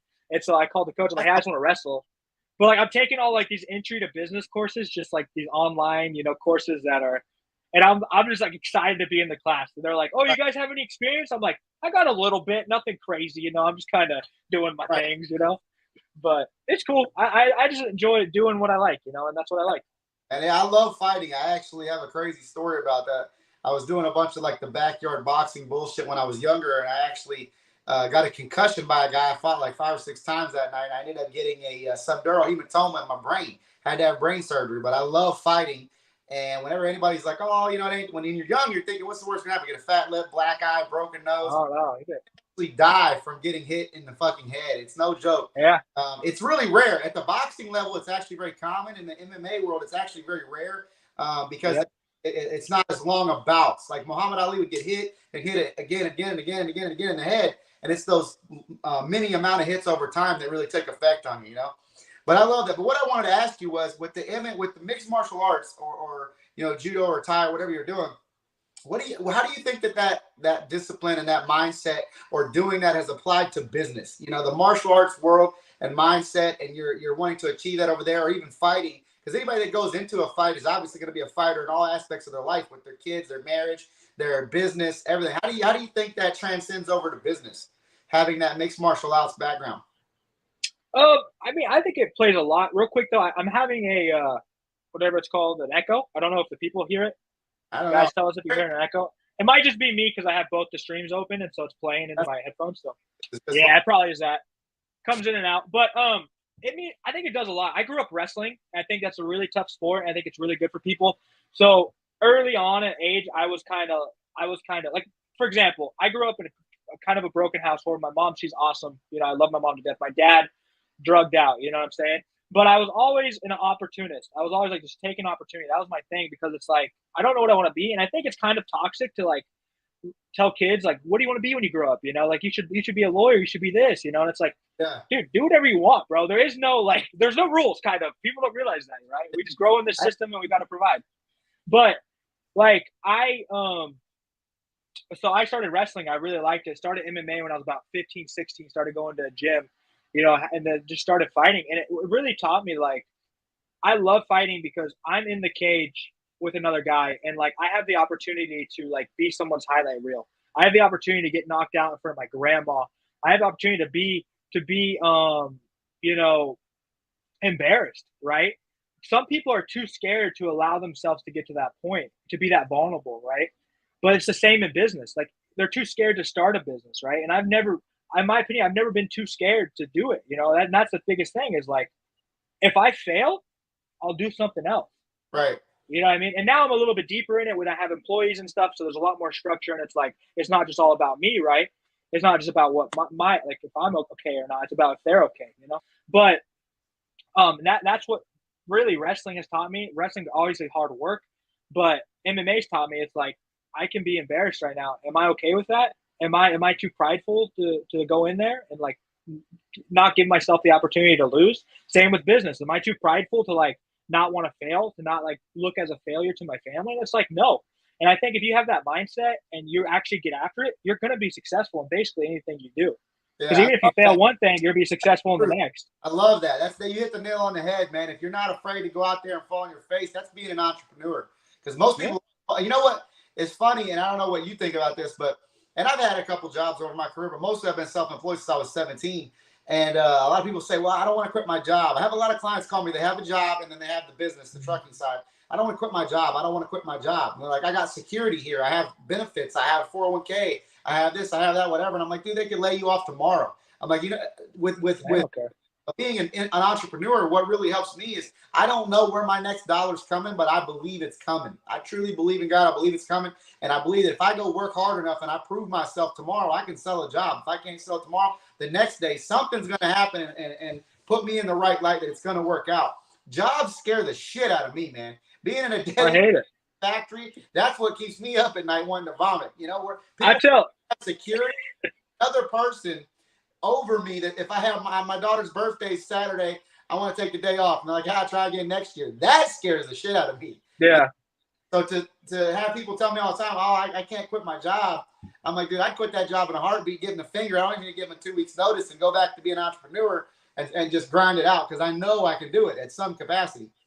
No, for sure. And the biggest thing for me, and we kind of, I don't want to go on too long, but this is kind of the stuff I really like talking about, right? I could do a whole podcast just on this, but I tell people all the time, I tell myself, like, I don't want money. Like, money doesn't really do much for me. What money does is buy my freedom, right? So I need it, you know? But once I have freedom, I can really start doing what makes me happy. You know, I'm lucky. I am lucky. I know not everyone's like that. Like, I love systems. I love building systems. I love to be able to provide for somebody else through something that I've done, right? Which is what business is. And I'm passionate about that. You know, I'm not passionate about trucking. You know, I never even thought about trucking till I was 23 years old. Yeah. I'm not passionate about pressure washing. I like the system part of it. And for me, it's like, I can go get a normal job right now and all the stresses in my life would probably go away and I would just pay my bills. I'd get married and have my kids, but I'd work every day. You know, I'd come home with my kids for dinner, you know, and I'd have my 401k, I have my security, but it's like, what system can I build right now to make it so I can get up with my kids every day and make them breakfast? So I can be with my wife during the day. So we can go on walks and go to the park. So we can do X, Y, Z. What can I do right now when I'm not married, when I don't have kids, you know, to build that future for myself? Because I want happiness. I want freedom. Right. And obviously in the system we live in the United States of America, you know, money is going to buy you freedom. But you could be, in my opinion, it's easy to be secure in the United States. We are beyond blessed, right? Like if you're a hard worker, you can get good employment that will pay your bills.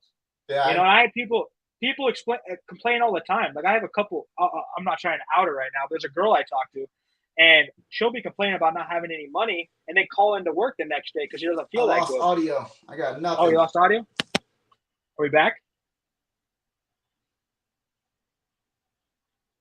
I can hear you. Hold up. This is off. Are you back? I'm here. Can you hear me? Got audio. Okay. Yeah, I can hear you. I'm back.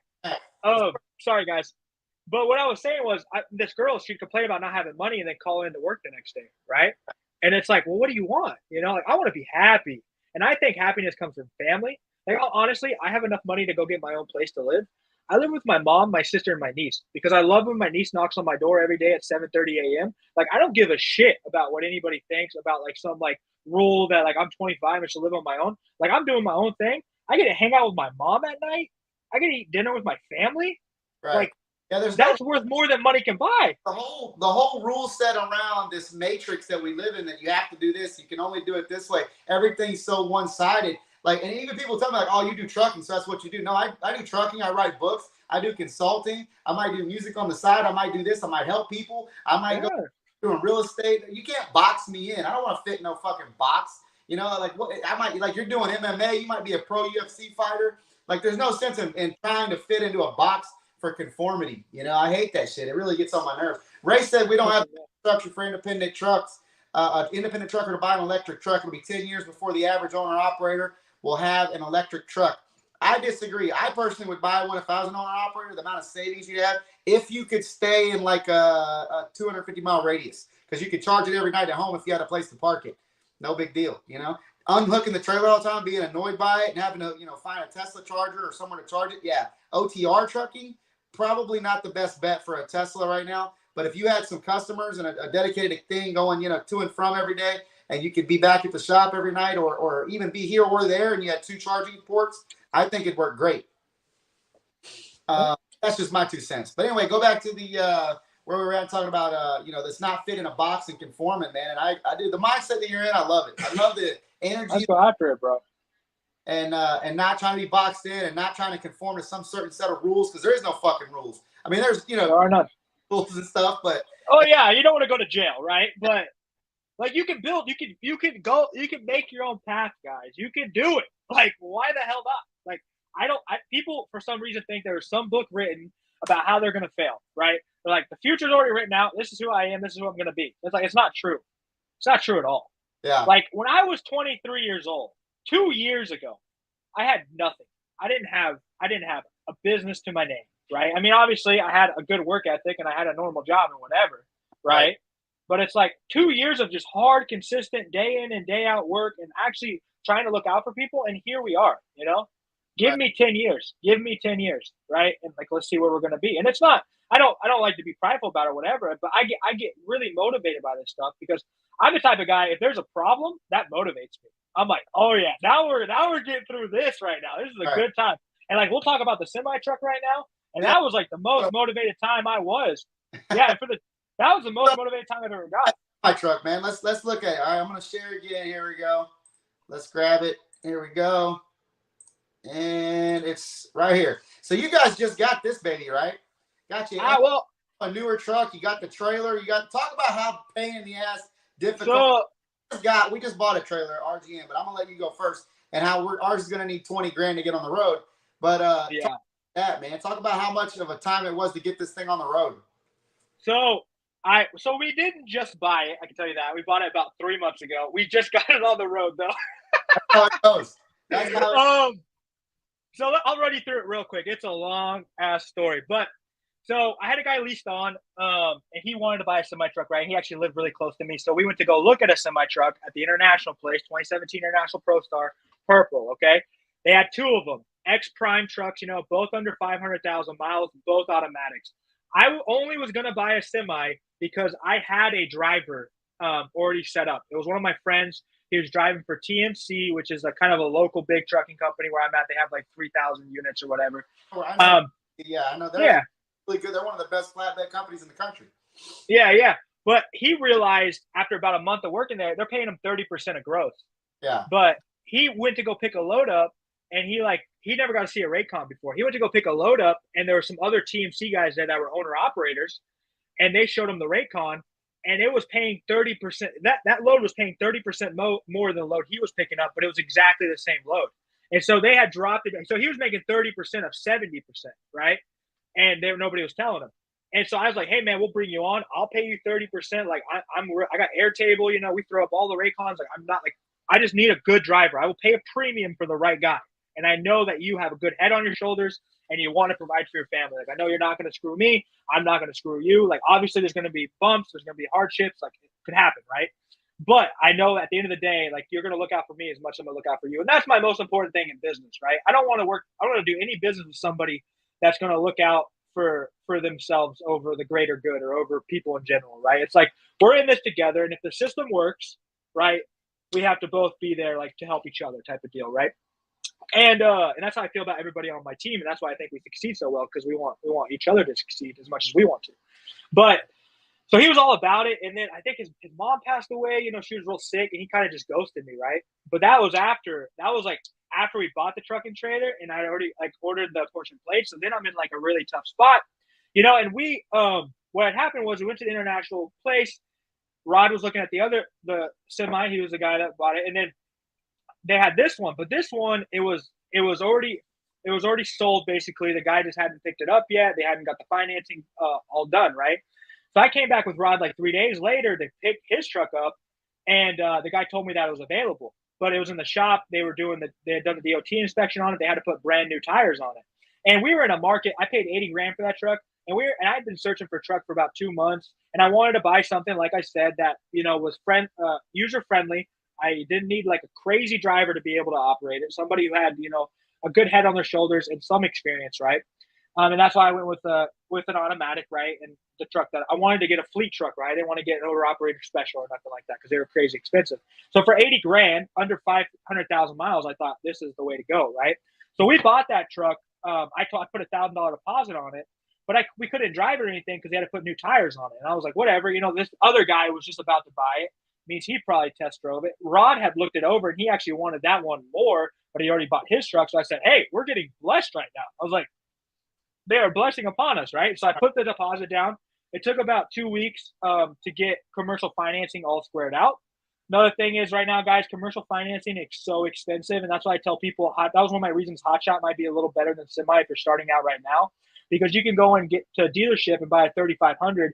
You got good enough credit score, zero money down. You know what I'm saying? Like you could be in and out at 2% interest rate. We have good credit scores in the established company. We had to put 30% down for this commercial finance on the truck and trailer.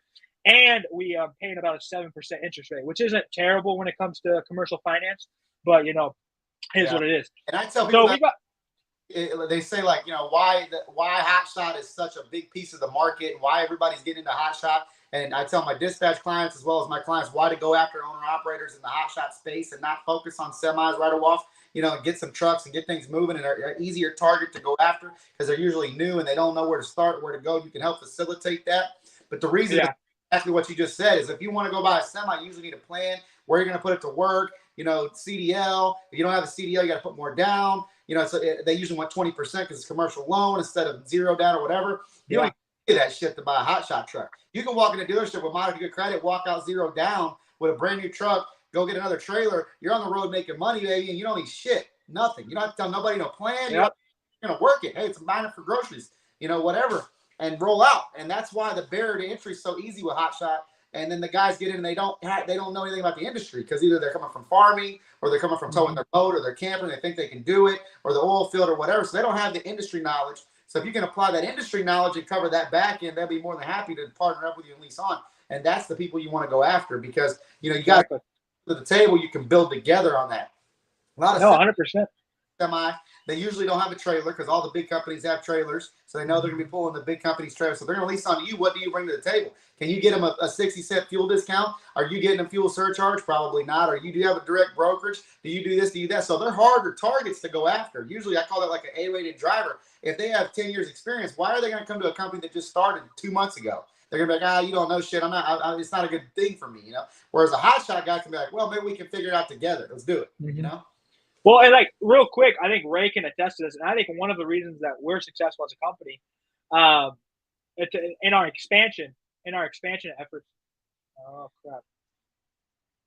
I'll give it a couple seconds. I think. Am I back or no? The time. Here we go. We back? I'm here. I can hear you.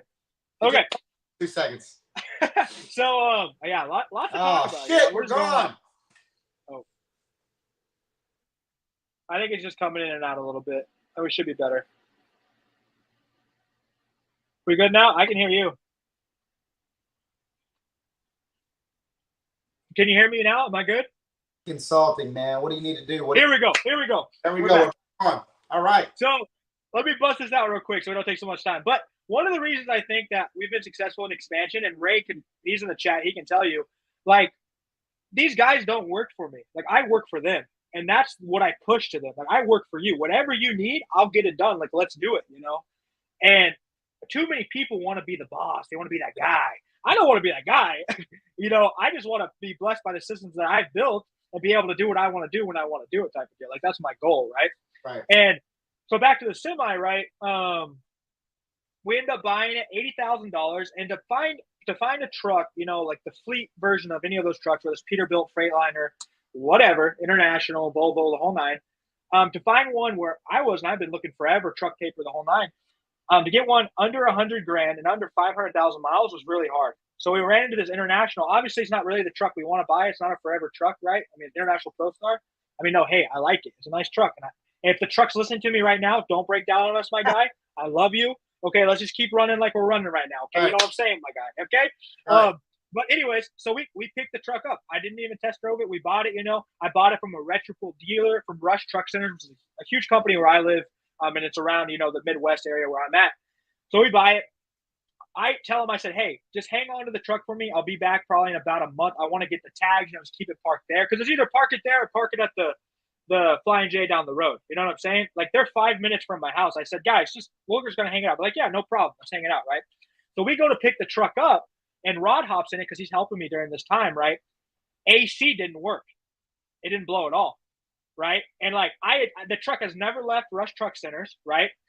But it had been a month since I bought it, so I'm in a gray area of like, are they going to do anything for me? But the way they treated it was they were doing nothing for me at all. And so that cost me $1,700 just to fix the AC, right? We go and pick the truck up. It puts us back a week. We go and pick the truck up again. QLS sensors out of it. It won't even move. It's like limited to 5 miles an hour. Says it has no depth. That cost me another $1,000. So finally, the truck, good to go, right? The guy, one of my friends, picks it up for me, takes it to his house. They put brand new tires all over it. Front end has a terrible vibration in it, right? And we're like, oh, it just needs to be balanced, right? And we're happy that's all it needed to do, right? Then we realized that the rear axle was the rear brake on the driver's side was leaking, right? And this came with a fresh DOT inspection that it had passed, right, from a reputable dealer. And obviously, I'm not mechanically inclined, and I don't claim to be at all. And with my mentality of like going after it, sometimes I get caught in these scenarios, and that's kind of the downside of it, right? I don't do my due diligence all the way, and I understand that. But the way that I was treated by them and how they were really not trying to help me out at all, and how they sold me a truck that failed a DOT inspection that they said it passed, right? Like all that put together, really gave me a bad taste for that company. And then we go to the trailer, right? I bought a 48-foot trailer, paid $80,000 for the truck, bought the trailer for $22,000, 48-foot flatbed, 2013 utility, not a bad deal, right? We bought it, but I bought it in Ohio, and I was like, he's telling me about it. He's like, yeah, obviously it's used. I know it's used. Obviously, it's probably going to need some new tires after a while, but it comes with a fresh DOT inspection. And so for me, what's a DOT inspection? That's going to show you that that vehicle can be on the road commercially, right? That it's going to operate. It might have problems, but the problems do not hurt the functionality of the asset, right? That the brakes work on it. It's safe. It's safe to be on the road, right? So Rod goes and picks the trailer up, brings it down for us. He helped us out a lot during that time. Thank you, my guy. We get it over to my friend Robbie's house. He was a diesel mechanic at Petro for like 6-7 years. He starts looking over it. One of the brake chambers cracked, basically all the way through. Did you cut out again? Hold up. It'll kick back in on my side. 1 second. And they're working on the truck. We're back. Okay, we're back. We're back now. So yeah. Buddy Petro worked at the shop. He's checking out the truck. Yeah, I never actually lose you on yours, so I can hear what you're saying. So like I'm pretty in tune when I can see it. But so yeah, he's a diesel mechanic for like 7 years. He looks over the trailer. Brake chamber has a huge crack in it, right? Which is kind of like, okay, this might not pass DOT inspection. 4 of the tires have flat spots and are showing cords. So those 4 tires, done, right? Obviously, which I was okay. I was kind of okay with the tires because I'm going to put new tires on it anyways. I knew it had recaps on it. Like, it's hot. We're getting new tires. No problem. 2 of the brakes are cracked all the way through the webbing to the foundation, right? And then the brake light didn't work on it. And, like, I understand. If I'm buying a piece of equipment as is, I'm buying it as is, and I understand that. But when you tell me that I'm buying it from a reputable dealer, this is Vanderhogs, Like, have you heard of Vanderhogs? Yeah. I mean, we all have, right? This is Vanderhogs. This isn't your mom and pop shop down the road. Right. This is Vanderhogs. They sell me something with a fresh DOT inspection. I expect it to pass a DOT inspection. When I get it home, and then I give it a DOT inspection from the Petro or whatever, and they say, dude, you're effed up right now. This is not going to be on the road. Like, where was the miscommunication there when you said, I'm buying a vehicle that has an asset that has a fresh DOT inspection? And I told Vanderhogs about it, and they're like, I wrote a heater review, but they were like, oh, sometimes we outsource the DOT inspections, this, that, and the other. You bought it as is. I was like, I know I bought it as is, but just sell it to me as is. Don't tell me, hey, it can pass a DOT inspection. Because in my mind, I'm not mechanically inclined, and I'm going to take you for your word a lot of times, especially when you're a reputable dealer. And like at the end of the day, could I have done more on my end to make, to really, to not have to go through these problems? Yeah. Yeah. But I still like to have faith in people. I still want to give people the opportunity not to screw me over. But I mean, sometimes they do, right? Yeah. So anyways. With the DOT inspections, man, is they just, that's bullshit anymore. It's like, I go to these shops, I get a DOT done, and they'll just give it to me. And here, yeah. I'm like, dude, did you guys look underneath the trailer? Did you look at the bolts? Because I know this place, and you didn't even point it out. I need it fixed. I wanted you guys to tell me, hey, this needs fixed, blah, blah, blah. But over the years, I've learned, and I'm somewhat mechanically inclined, and I work on, cars and build cars, and hot rods kind of a passion. But sure. I have a video out on how to assess trailers when you're buying them.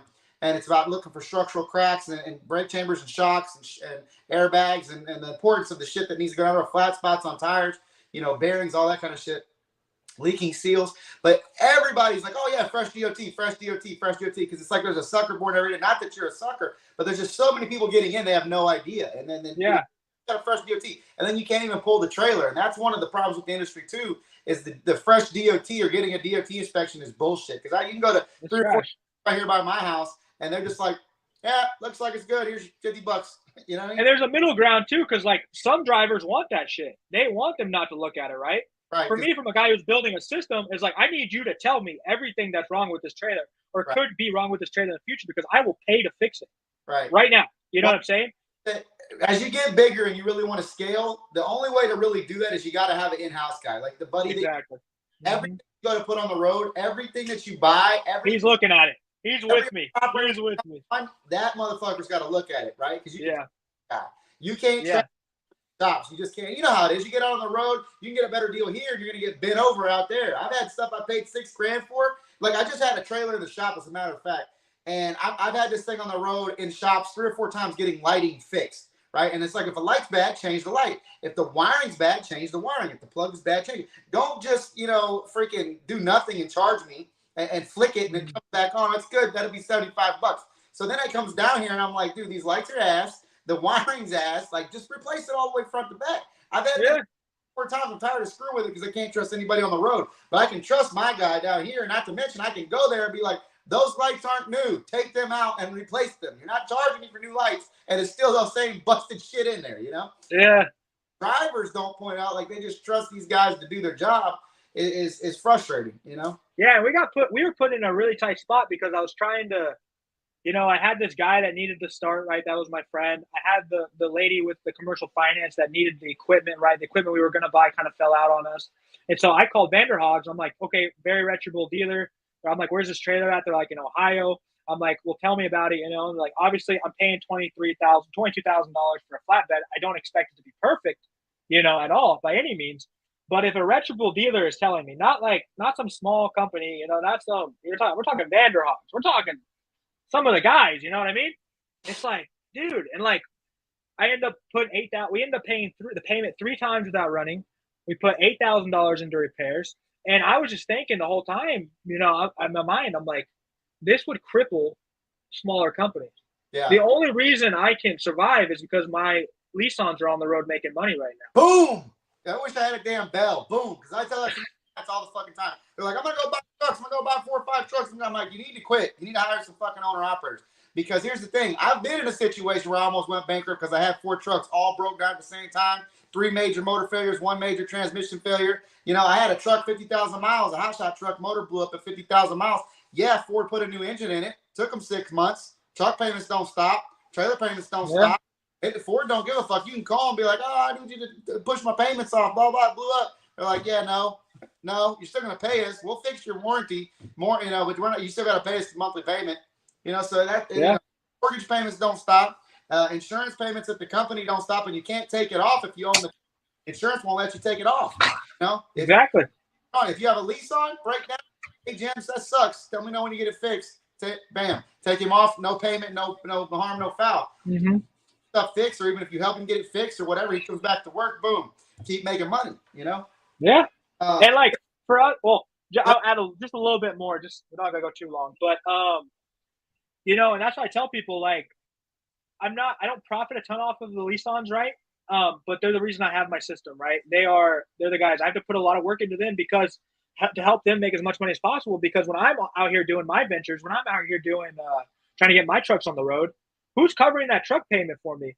You know, while and not like they're working to cover my truck payment, but the cut that I'm going to take from them from doing the work that we do for them is what's going to pay my bills while I'm trying to get my shit together. And I made a video a little bit ago saying, you know, if you're new into the trucking sphere, you know, when it comes to hotshot, like if you have good credit, like we said, right, the barrier entry is pretty low.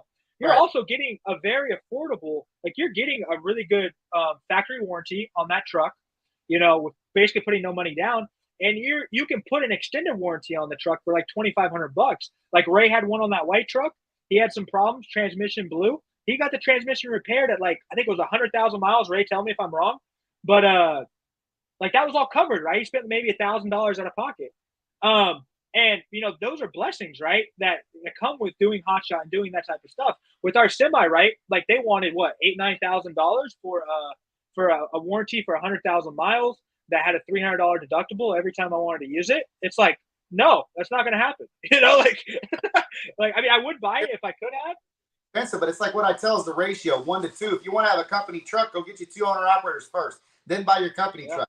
You want to get another truck, go get 2 more owner operators first, because that truck's gonna break down. And here's what I tell guys that are one truck operations and they're running and driving their hotshot truck. What happens if you fall off and break your fucking back?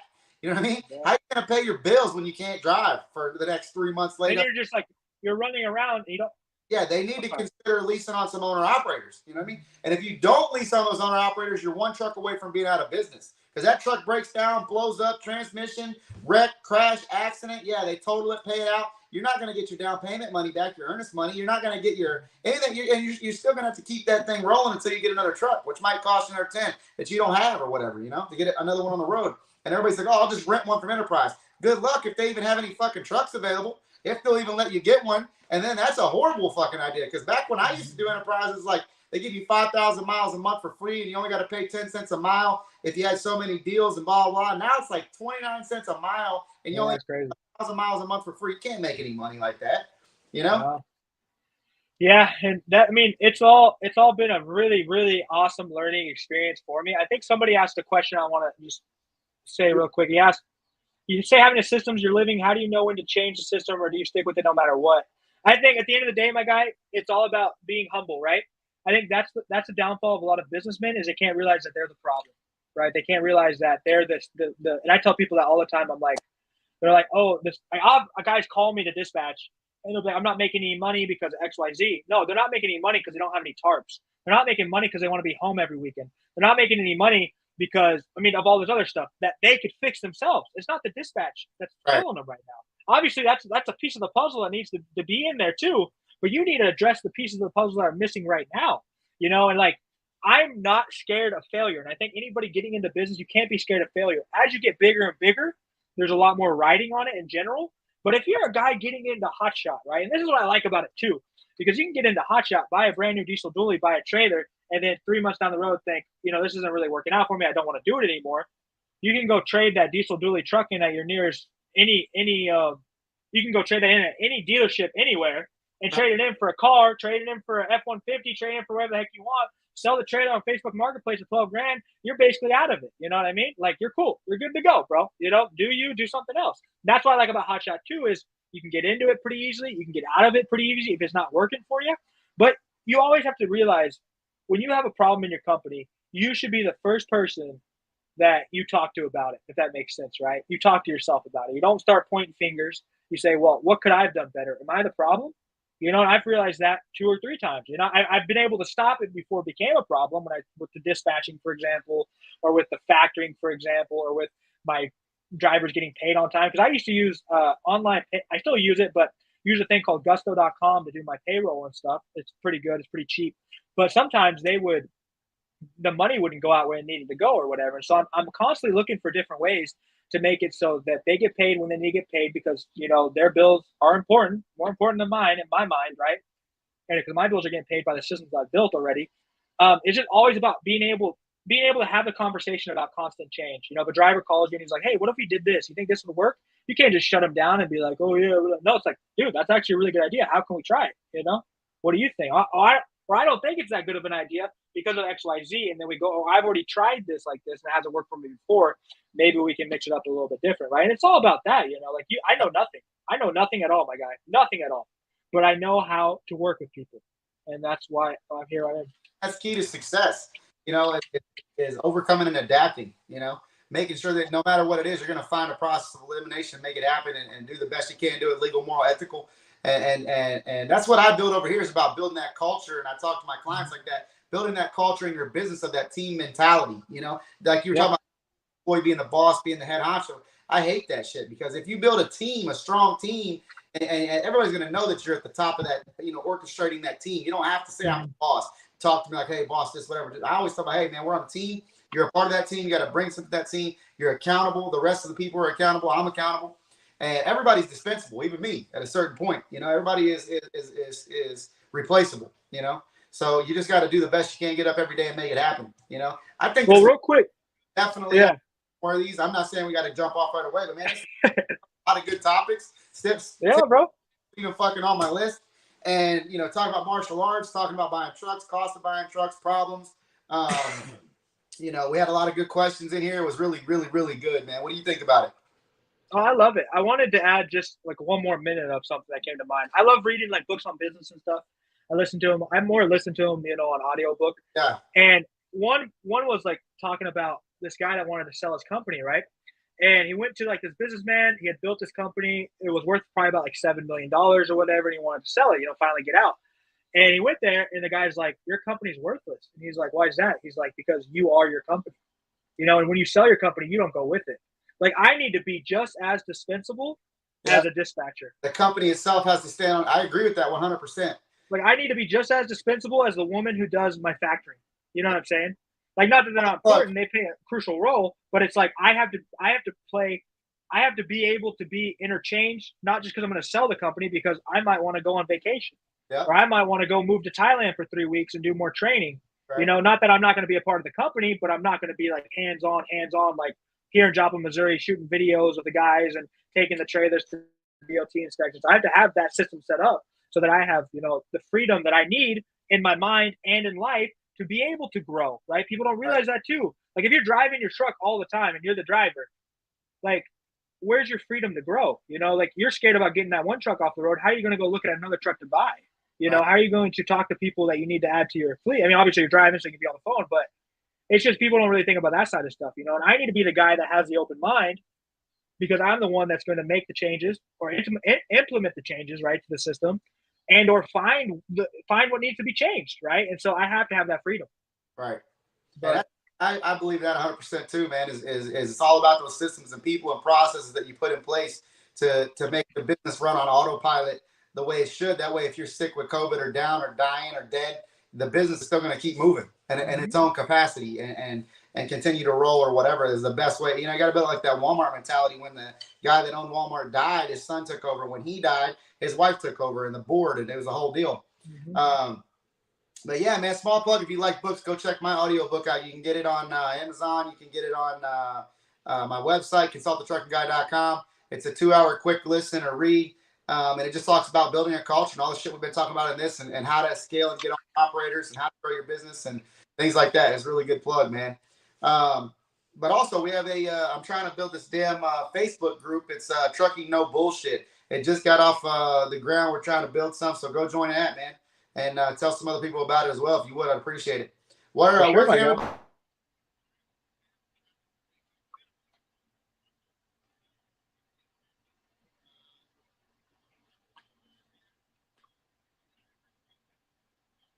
and I've read a ton of them. I follow Grant Cardone really big. I don't know if you know who he is. I know Grant for sure. Yeah, I go to all the big 10X things and the events and stuff. I've read all the, Rich Dad, Poor Dad, Robert Kiyosaki. And Robert Kiyosaki all day, all of that stuff, One man. guy. That's what I think also has a lot to do with my, how to win friends and influence people. Of course. Yeah, read that for sure. Highly successful people. Yeah. There's a bunch of them out, man, that if you don't know, I mean, everything from if you're a young man on, approaching women, good hygiene, good mental health, good, how to win friends and influence people, body language books, everything that can make you a better man, a better business person, a better, teammate on your team, or even help you, catapult you into success in any capacity, is important to read and get some knowledge on, For sure. No, I think so important. Here's old Trump books. One of my favorite books is and it's Think Big and Kick Ass. He co-wrote the guy that actually did the Business Annex, and that's a really good fucking book, man. The Art of the Deal, going way back, with Trump. Art of the Deal. Dude. I think, well, not to cut you off, but biggest thing for me too is I want everyone to know that building a system that provides value to people and profits, actually provides real value and is successful is really, really hard. There are a lot of systems out there in every what's the word I'm looking for? In every industry, in trucking, that just sells the business, the idea of success. Right. They sell, they like somebody will be like, oh yeah, there are a lot of good courses out there, but I tell people all the time, you have to really, really look into what you're going to be buying. If you buy a course on anything, like when you're reading a book about some of this stuff, like you have to be able to vet that, because it is scary, guys, how many people will email me and basically give me their whole life if I took it and like just do anything I told them to do. Obviously I don't think I'm a bad guy and I'm not going to abuse that, but we can't be naive enough, guys. Like, you got to realize that just because I make videos on YouTube and the trucking guy makes videos on YouTube and all these people have like this Instagram fame or whatever, like they might not always be looking out for your best interest, And I think a lot of people get in a lot of trouble because they just follow blindly. And I mean, that's what happened to me in the truck and the trailer. I mean, that's what happens a lot. And it's like, let's calm it down, guys. Like, you don't got to email me and basically like try and just, like give me everything I want, right? Don't give me everything I want. Be hard, Right. Screw me. But I love talking to you, my guy. I think it's been a great 2 hours, brother. Went over a lot of good stuff, man. And sure, and jump on here and all kinds of topics, man. I'd love to have you on again. This is going to be found on Apple, Spotify at the Trucking No Bullshit podcast. It's going to be on YouTube, on your channel, on my channel. It'll probably have a couple snippets thrown on Instagram, Facebook, and all over TikTok. But tell everybody where they can find you, man. Put all those. Yeah. YouTube, J Love the Flash. Instagram's probably a little bit better personal look into my life. J Love MMA, a lot of MMA, a lot of trucking, like we were looking at right now. I'm actually on TikTok. I'm doing like kind of J Love Gets Fit. I want to get down to about 235 for fighting and everything. So that's J Love Gets Fit on TikTok, and then Facebook, Jason Love. I usually reply to a lot of people. I mean, we get a lot of messages. I know the trucking guy can attest to that, even though we have small followings. A lot of people do reach out, and I'm really appreciative about that. I'm sorry if I don't respond, but a lot of questions are the same questions I answer in videos that I've made 100 times. So I love you guys so much. Thank you guys for watching this. Trucking Guy, thank you for having me on. It was a pleasure, my guy. All right, man. I appreciate you coming on. Again, you can find me at The Real Trucking Guy on Instagram. You can find me at The Real Trucking Guy on TikTok. You can find me at The Trucking Guy on Facebook, The Trucking Guy on YouTube. You can go to consultthetruckingguy.com if you guys want to get into our programs to help you grow your business, build a fleet. We've helped a lot of people go from 0 to 10 trucks, 20 trucks, 5 trucks, whatever your goals are, aspirations are. We've got books out on Audible. We've got books out on Amazon. You can look up, just look up Aaron Moneypenny or books by Aaron Moneypenny. Trucking No Bullshit is the book that I wrote. I think it's really good when it's quick, small, pamphlet to the point.